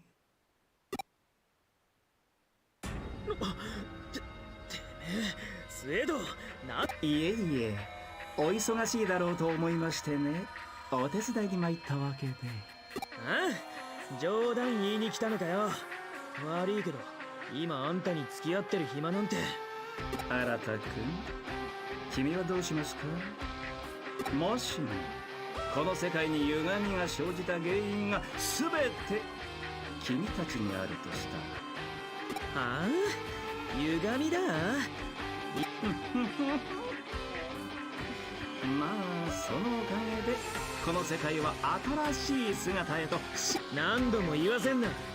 お前の冗談に付き合ってる暇はねえんだ。お前は岸辺の使いっ走りだろ。こっちの計画を邪魔しに来たのか。皆さんは本当に物事の本質というものを理解して。I tried to look into that actually. I think the audio is only in Japanese. I wish it had the option though. That would have been great. But yeah, I think it's only in this language. Unfortunately, it would have been cool if they had the other options. 私は可能性を模索しているだけなんです。世界が I'm guessing that the upcoming Digimon Survive is probably gonna be the same way too. It'll probably only have Japanese audio, I'm guessing.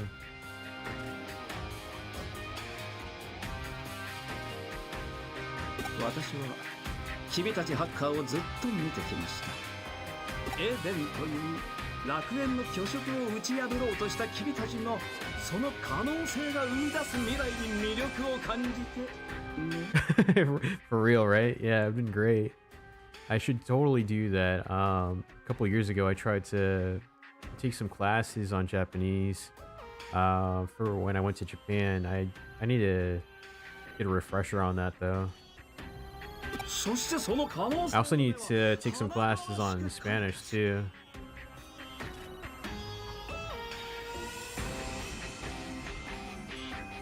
デジモンキャプチャーを開発し差し上げた甲斐があったというものです。お前がデジモンキャプチャーを？いや、何？研究の過程で生まれた副産物、いよいよ世界に新たな扉が開こうとしています。私のしまった。それでは私は失礼します。またお会いしましょう。君自身の新たな顔。てめえ待て。くそ。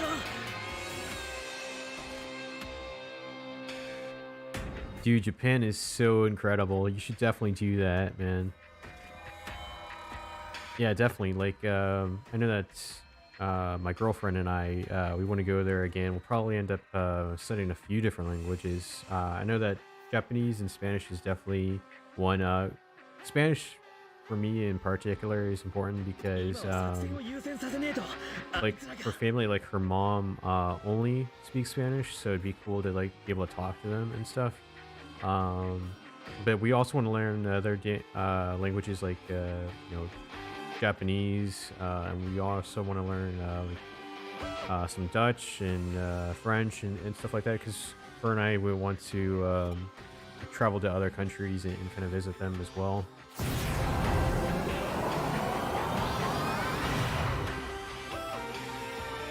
But man, if you have the chance to go to Japan, I highly recommend it. It's absolutely incredible. It has some weird moments for sure. Like, I'm sure you've heard like some things about Japan is definitely kind of weird.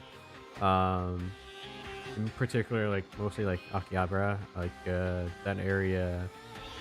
I'm sure you're aware already, but it has like all the like the geek in anime culture and video game stuff is over there. It's really cool. But there's also like Kyoto is one of my favorite parts. That's like if you ever seen like some of the older films, the structure of the buildings and stuff is more like old school, and there's like more nature over there too, which is really nice. When I was there, I went to the bamboo forest. They also have the monkey park there too, which I highly recommend. If you and your wife get the chance to go over there in Kyoto, they have this monkey park where the monkeys aren't like behind fences or cages or anything like that. They actually like run up to you. It's not recommended, but you can actually like literally like go ahead and touch them and stuff, and they're just running all around you. It's really, really cool.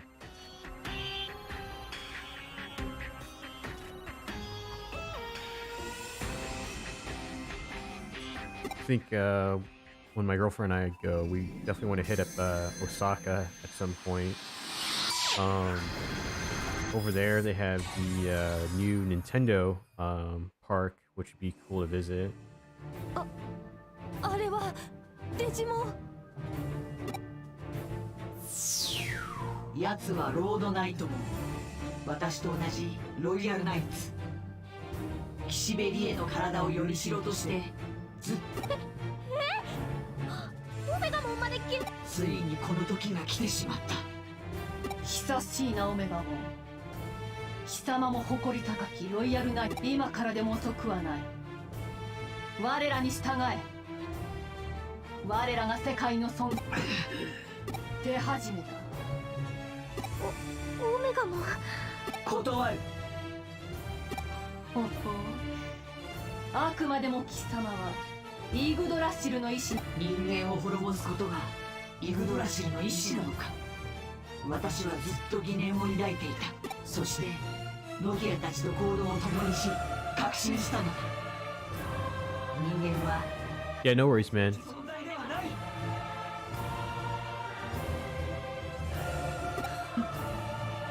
ロイヤルナイツの恥さらし。いいだろう。私が直々に引導を渡してやる。せめて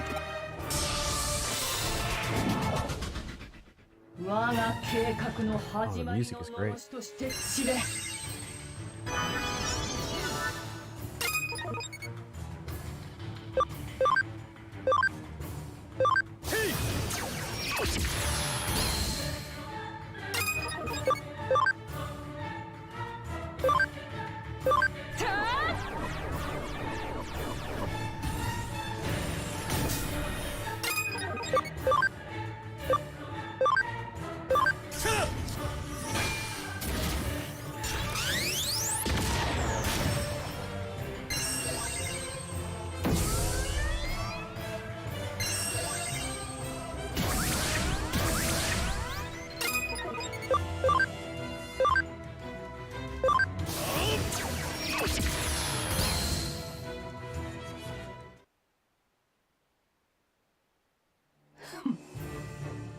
本来だがそれも時間の問題だ。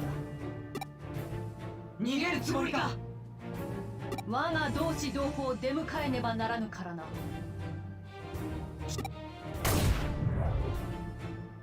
あの空変じゃないか。天気予報なんか言ってたっけ。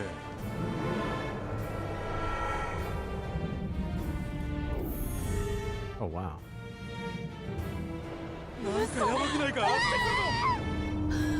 Oh man. さあ罪をあがなえ愚かな人間ども。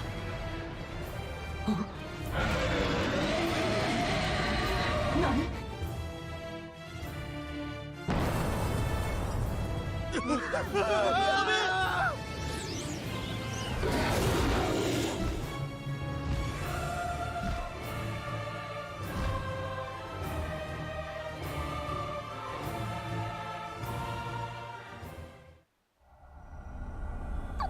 なってんの？っていうか、どうすればいいの？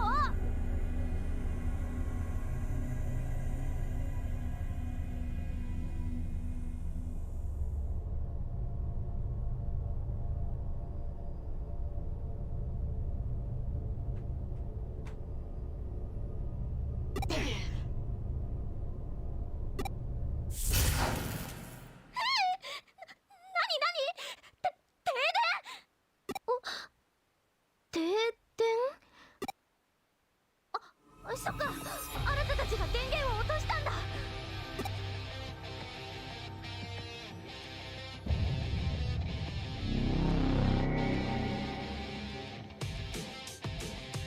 バカな、自分の扉が閉じただと。うわっ、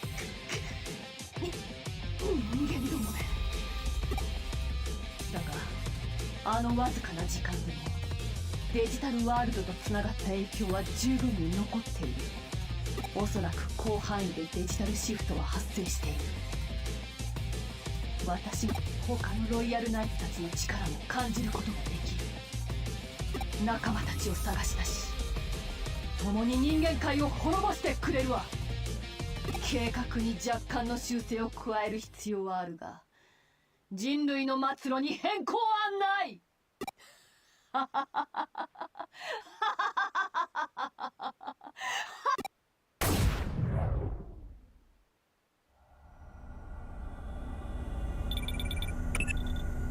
くそ、間に合わなかったか。すまねえ、完全に俺のミスだ。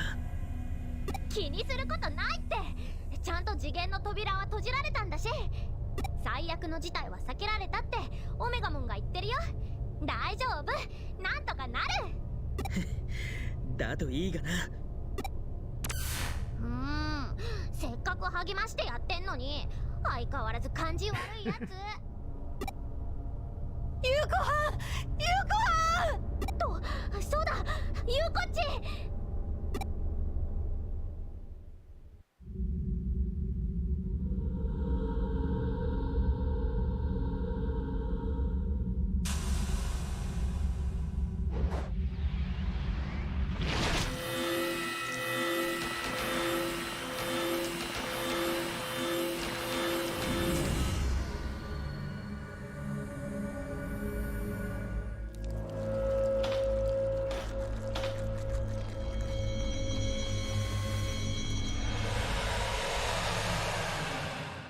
Man. いた？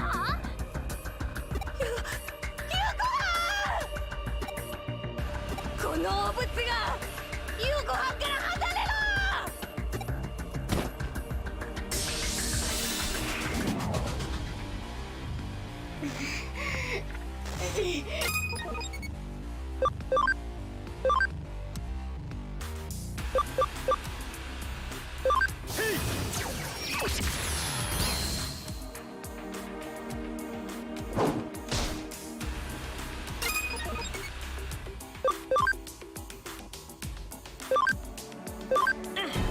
続けていこう。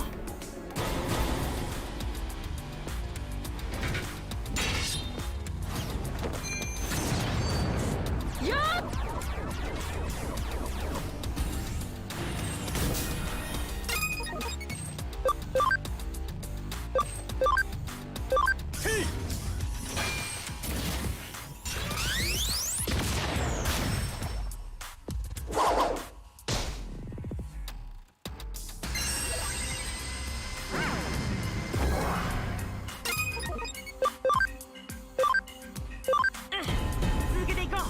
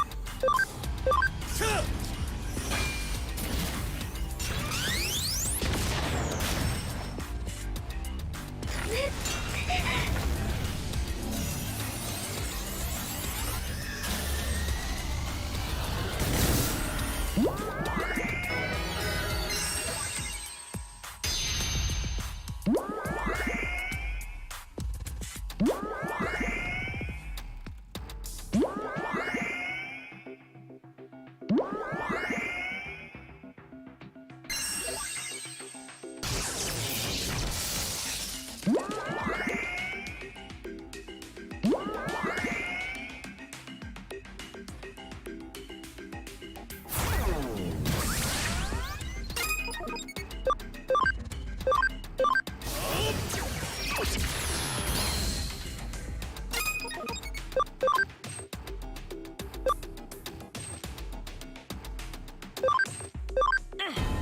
けていこう。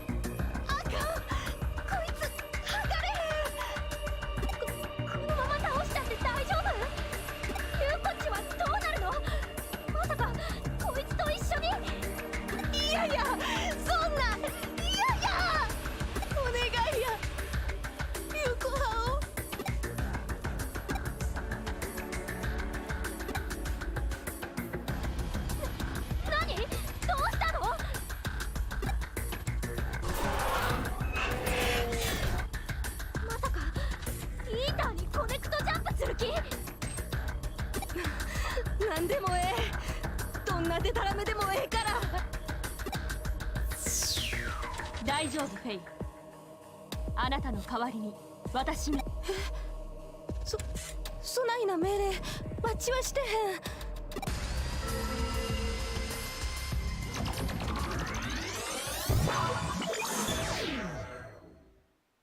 大丈夫だよフェイ。あなたのデジモンを信じて。言ったでしょ、デジモンはただのプログラムじゃないって。デジモン信じ。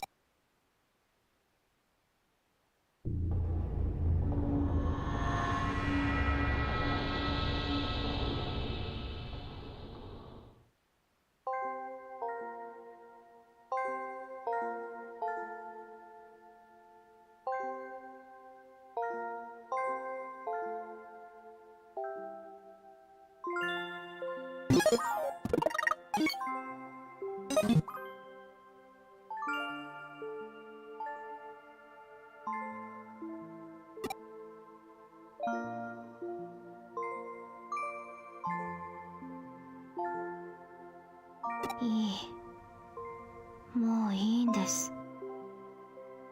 今までやってきたこと全部が無駄だった。誰も戻ってこない。私の手には何もない。何をしても徒労に終わるならもういいんです。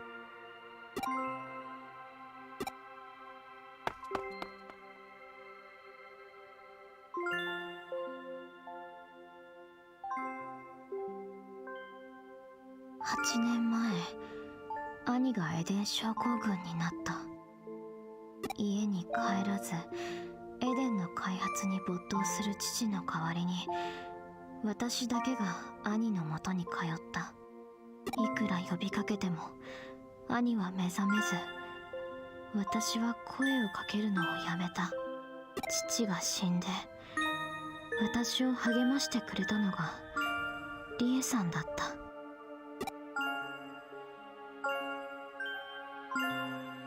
家族を失わない方法があるとリエさんは教えてくれた。父の作ったエデンを守るためユーゴとなってハッカーをまとめてほしいって。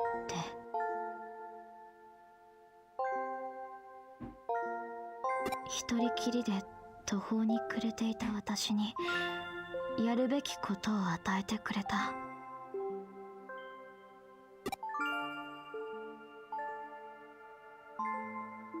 だから私は私を捨ててユーゴになった。自分をなくしても家族とつながっていたかった。でも結局何もかも嘘だった。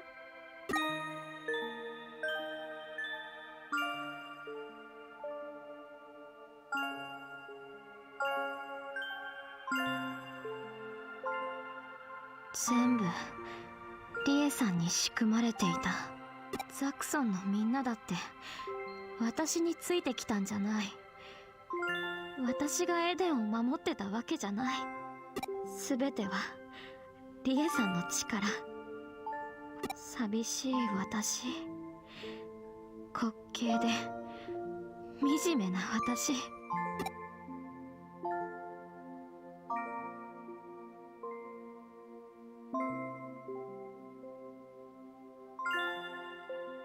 うして放っておいてくれないの？もう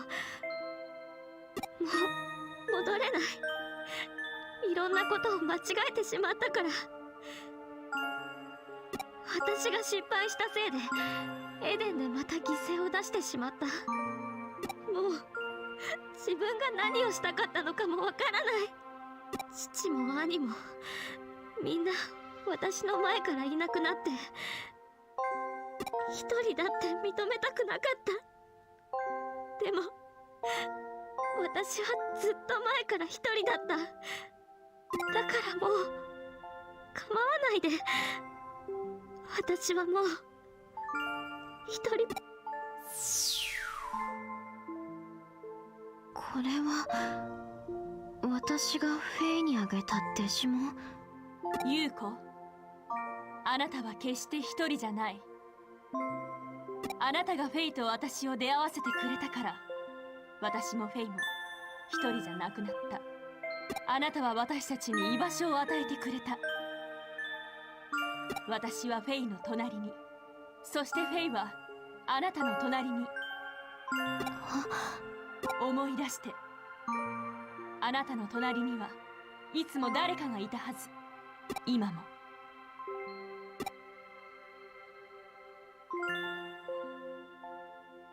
あ、そうか。思い出しました。父の言葉。小さい頃、父が泣いてる私に言ってくれた。パパが作っているエデンでは一人ぼっちになる人なんていない。たとえ体は遠く離れていても、誰かが一人で泣いていたらすぐに手を差し伸べられる。そのためのエデン、そのための物理原則に縛られない電脳空間。私たちは、フェイは今もあなたと共にいる。これ、ノキアさんが言っていたこと、ようやく分かった気がします。ありがとうございました。友達を連れてきてくれて、私に手を差し伸べてくれて。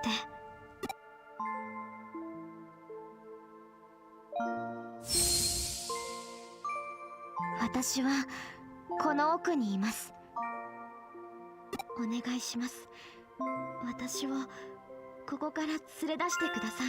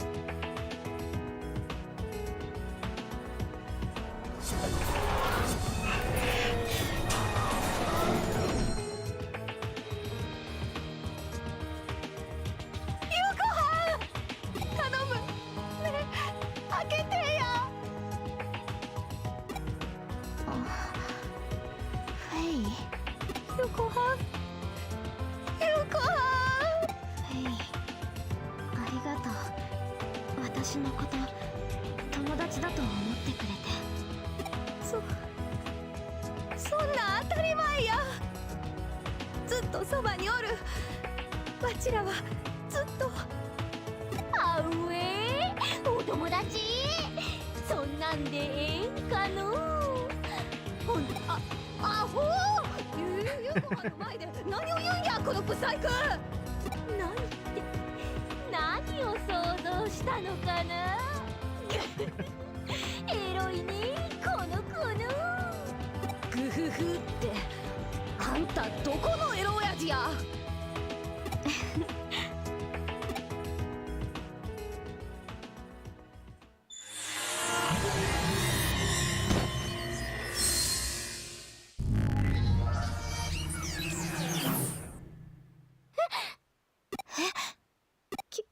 消えちゃった。嘘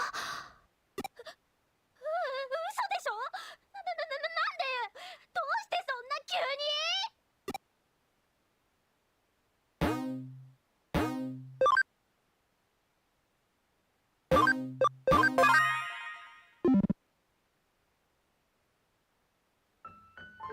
こっちこっち。なあ行ってみようぜ。怖いよ。帰ろうよ。大丈夫だよ。行こう。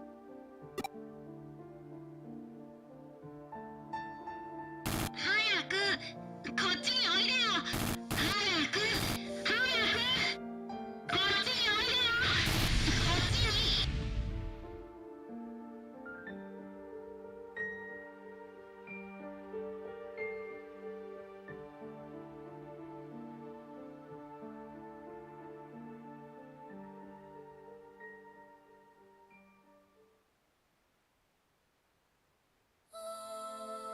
That's awesome. I think he's in the Digi world now.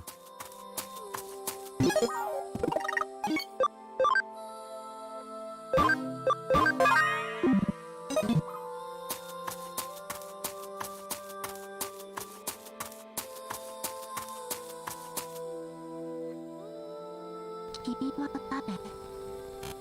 僕は誰？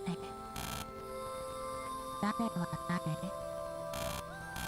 僕と遊ぼう。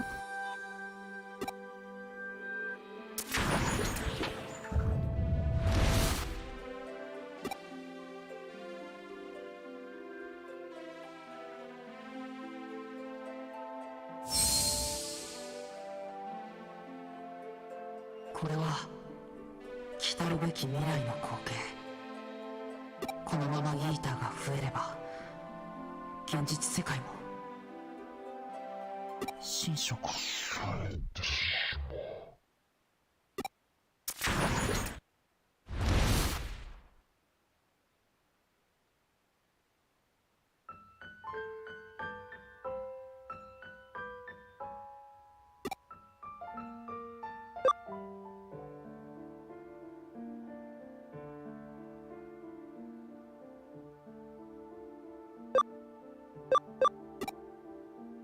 僕はユーゴ、ユーコの兄だ。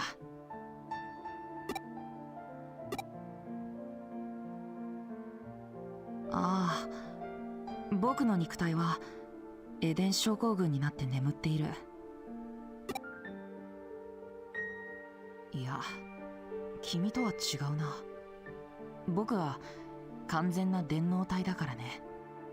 とにかく妹を侵食から救い出してくれてありがとう。僕も優子を侵食から守ろうとしていたけど、君がいなければあのまま取り込まれてしまったはずだ。まさかあんな方法があったとは。君のコネクトジャンプには本当に驚かされる。しかし君がイーターとつながってくれたおかげでこうして会うことができた。そう、僕が君を呼んだんだ。君はそれに応えてここへ来てくれたんだろ。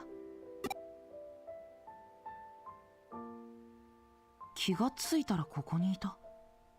何が起きたかわからない。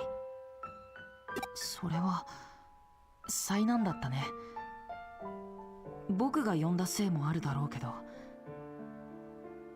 誰かの呼び声に応える、君にはそういう力が備わっているんじゃないかな。ここがどこなのか気になるかい？ここはとあるネットワーク上に存在する特殊な領域だよ。君と会うために僕が急ごしらえで用意したね。君は僕の呼び声に無意識下で答えて、そのネットワークにアクセスした。君の中に僕のかけらがある。断片化された僕のメモリが。それを通して声を届けることができた。嬉しかったよ、君が持っていると知った時は。ただそのせいでいろいろと迷惑もかけたと思う。ここへ来て君が体験した妙な出来事は全て断片化された僕の記憶の影響で見たものだ。他にも似たような体験を君はしているはず。それらは僕の記憶の断片が引き寄せていた。かくいう僕も本体と思い込んでいるだけの少しばかり容量の大きな断片で、君にとっては迷惑そのものなのかもしれないな。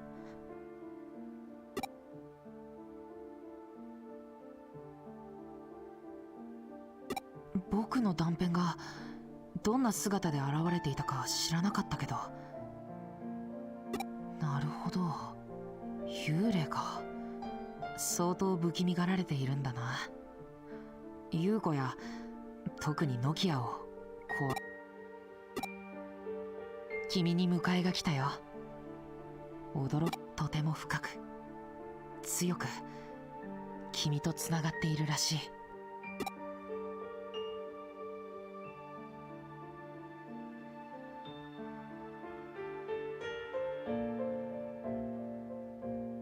僕の声に応えてくれてありがとう。君に会えて本当によかった。優子やノキア、新たに伝えてほしい。僕は大丈夫だと。だから僕を探す。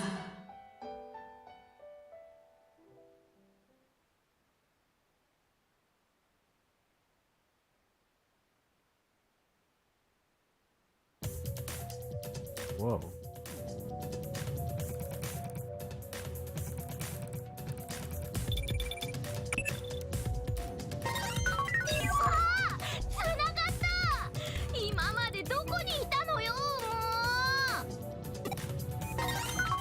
大丈夫ですか？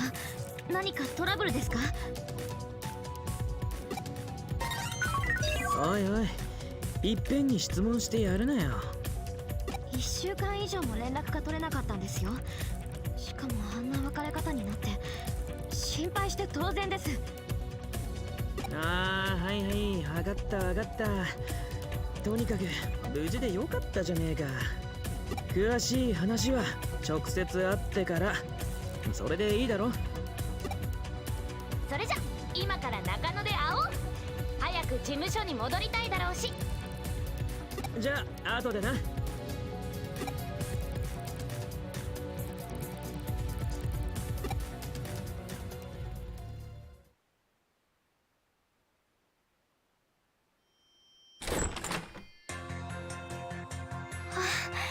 おかえりなさい。よかった、本当によかったです。怪我はしていませんか？体に異常は？一体どこで何してたんですか？だからいっぺんに質問してやんなっての。そいつは無理な相談ですぜ、新たの旦那。ゆうこっちってば、この子が消えちゃってから超心配してたんだから。誤解しないでください。お礼もちゃんと言えないうちに行方不明になられたせいで、この1週間目覚めが悪かっただけです。行方不明になるならちゃんと私がお礼を言ってけじめをつけてからにしてください。オタク、そのツンデレレベル高すぎだろ。ともかくあの時はありがとうございました。心配してたのは俺たちだけじゃないんだぜ。京子さんもずっとお前を探してた。ただちょっと前から連絡が取れねえんだ。無事に帰ってきたこと京子さんに伝えておいたら。君のデジバイスからなら連絡取れるかもよ。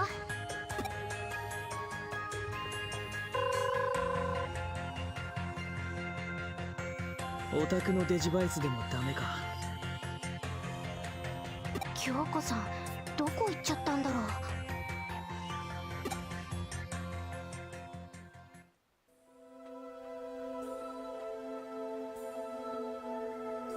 関東全域を覆っている怪現象は未だ収まりを見せず、政府の対応が急がれています。まるで仮想現実の世界に迷い込んだかのような奇怪な現象に、専門家は。外見ただろ。あれ以来世界が変わっちまった。テレビだってこのニュースばっかやってやがる。何も知らない自称専門家さんが前に。次元の扉が開いた影響で大規模なデジタルシフトが起きています。収束する気配はありません。デジモンたちも現実の東京を自由に闊歩している。デジモンが実体化するのはまだいい。まずいのはイーターだ。あいつらは見境なく人を襲うからな。くそ、俺がもっと早く止められていれば。もう新た、それはいい子なしって決めたじゃん。そんな悠長なこと言ってられっか。この瞬間も誰かがイーターに襲われてるんだぜ。それはそうだけどさ。そういえば岸辺ロードナイトモンだっけ。まだ見つからない感じ。はい、まだ足取りがつかめません。上城の CEO 岸辺理恵はハッカーに拘束された。事実を知らないマスコミはそんな憶測を報道していますが、何でもかんでもハッカーのせいにされちゃってるね。ハッカーを悪者にしておけばオールオッケーみたいな。無理もねえけど、日頃の行いが悪いのは事実だし、実際ハッカーが失敗したせいで被害が出てるんだ。だからそれは。それよりオタクが行方不明の間、一体何があったんだ。なんとも言えねえ話だな。全部が全部幻ってわけでもなさそうだ。本当に兄さんに会ったんですか。兄さんはエデン症候群になってセントラル病院でずっと意識不明のまま眠っているんです。その兄さんと会話ができたなんて。エデンのアバターのようなものだったんだよね。私を助けてくれてありがとうと、そう兄が言ったんですか。お兄ちゃん、私兄を救いたい。エデン症候群の治療法を見つけ出します。ひいてはそれがたくさんのエデン症候群の患者を救い、父が産んだエデンを救うことにつながるから。そのためにも私はもう一度あの人に会って決着をつけます。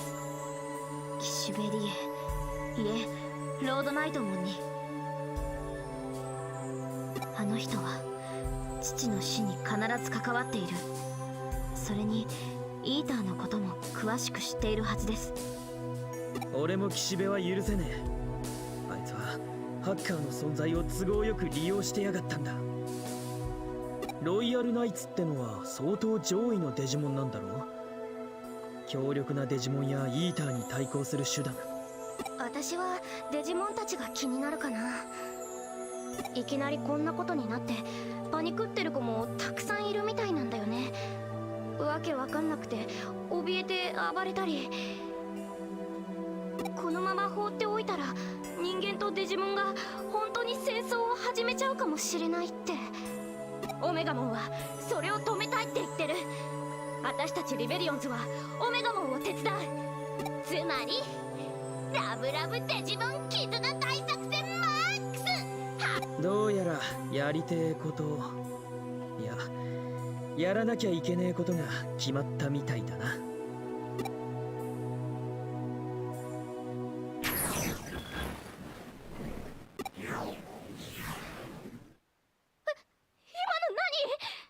おい、お前。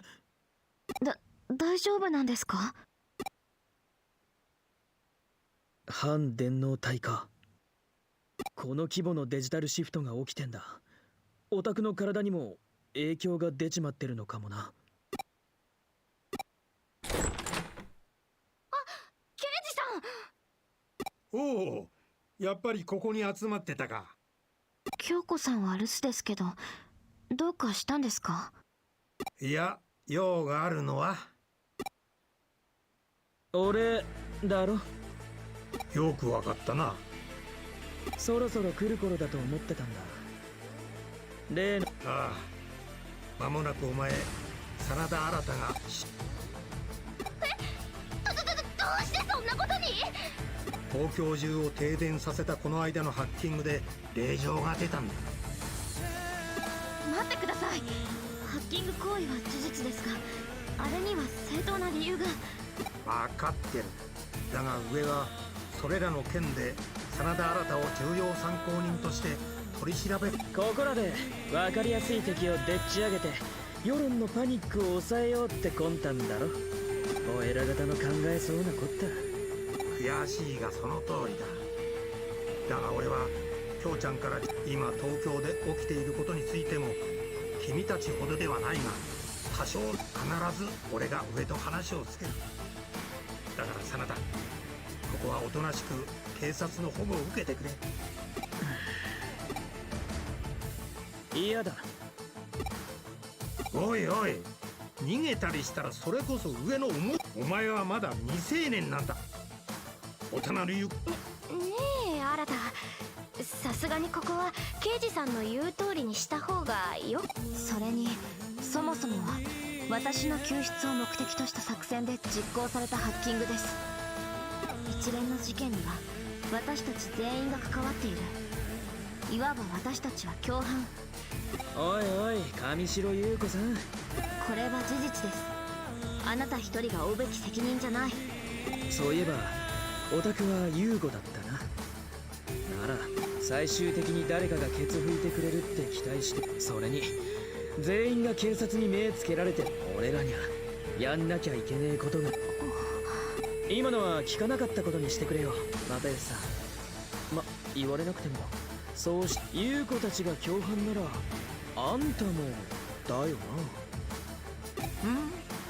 な。何の話？すまん。伊達がまた何かやらかしてないか心配でな。気もそぞろで助かるよ。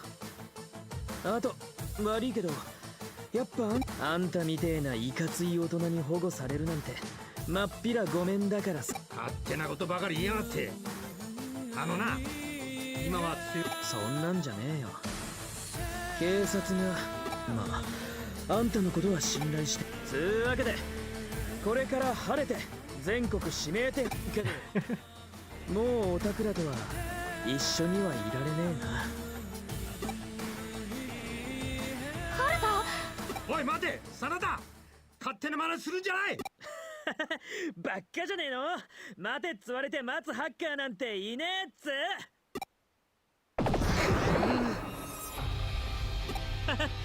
自由にデジモン呼び出せるのは便利だな。これなら俺余裕で。そうだ、オタクマジでお人よしすぎだからその面そんじゃあな、オタクらと遊ぶの結構楽しかったぜ。待て、真田。新た、なんで？新さんが罪をかぶってくれるおかげで私たちはこれまで通り自由に動けます。事件が解決すれば新さんの冤罪を証明できるはず。そういうこと？それならそう言ってよ。めんどくさい、めんどくさい。確かにあのカッコつけようはもはや病気の域ですが、そのために背負ったリスクは大きい。そうだね。私たちは私たちにやれること。私はリエさんの行方を追います。私はデジモンラブラブ絆大作戦マックスを敢行しつつ。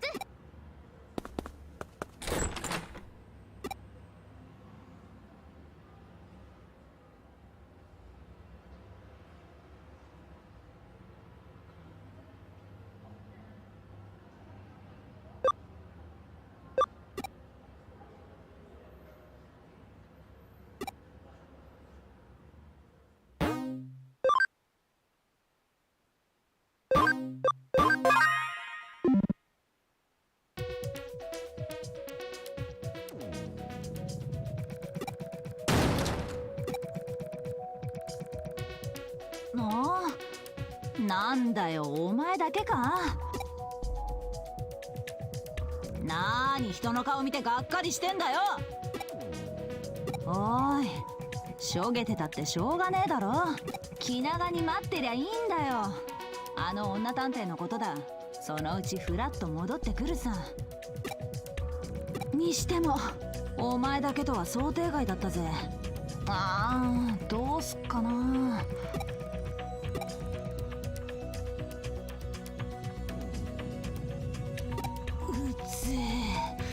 なんかしょうがねえ。お前でいっか。私も手が回んねえし。いや、ちと訳ありを拾っちまってよ。ねえ、もういい？ああ、いいぞ。わーい。僕ロックマンよろしく。ねえ、この人僕の相談に乗ってくれる？こいつが依頼者だ。人探し、いやデジモン探しを頼みたいんだとさ。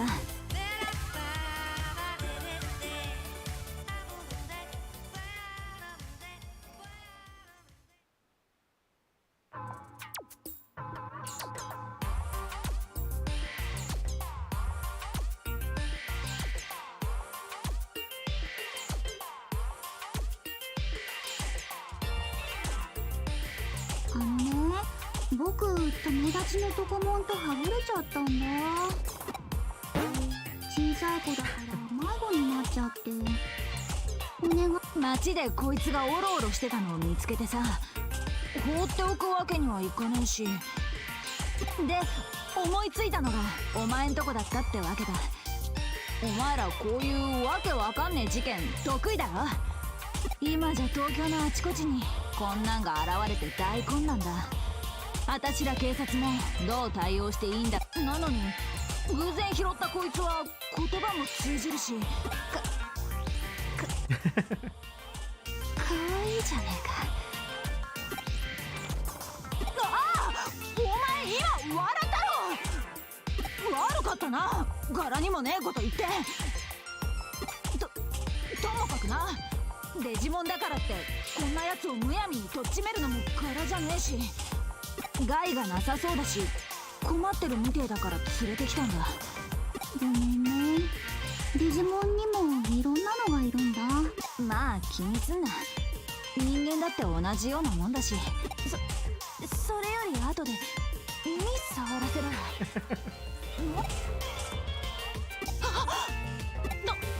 とにかく私は又吉さんとこに応援に行かなきゃいけねえんだ。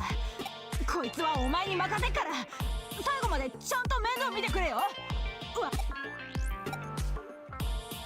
人間だろうがデジモンだろうが依頼者は依頼者だ。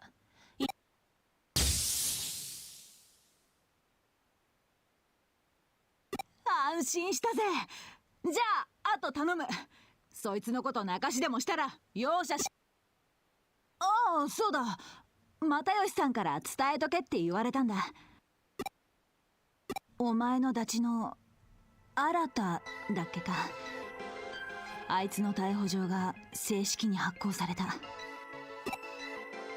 つまり晴れて全国指名手配ってことだな。頭の固い上層部の連中はあの新ってやつが今回起こった異変の中心人物って考えてる。誤解すんなよ。又吉さんすんげえ頑張ってくれたんだぜ。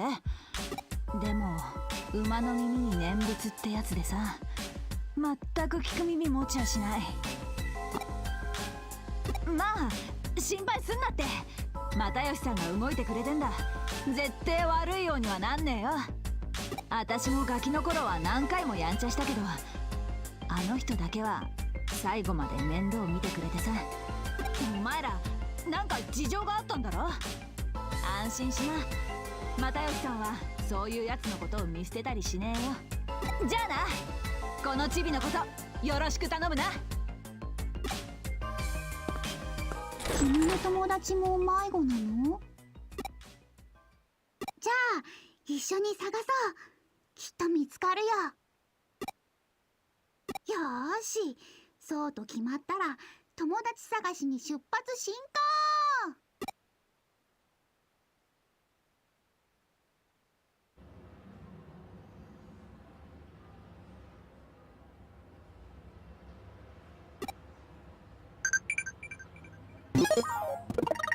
Alright, I'm gonna go ahead and save after all that.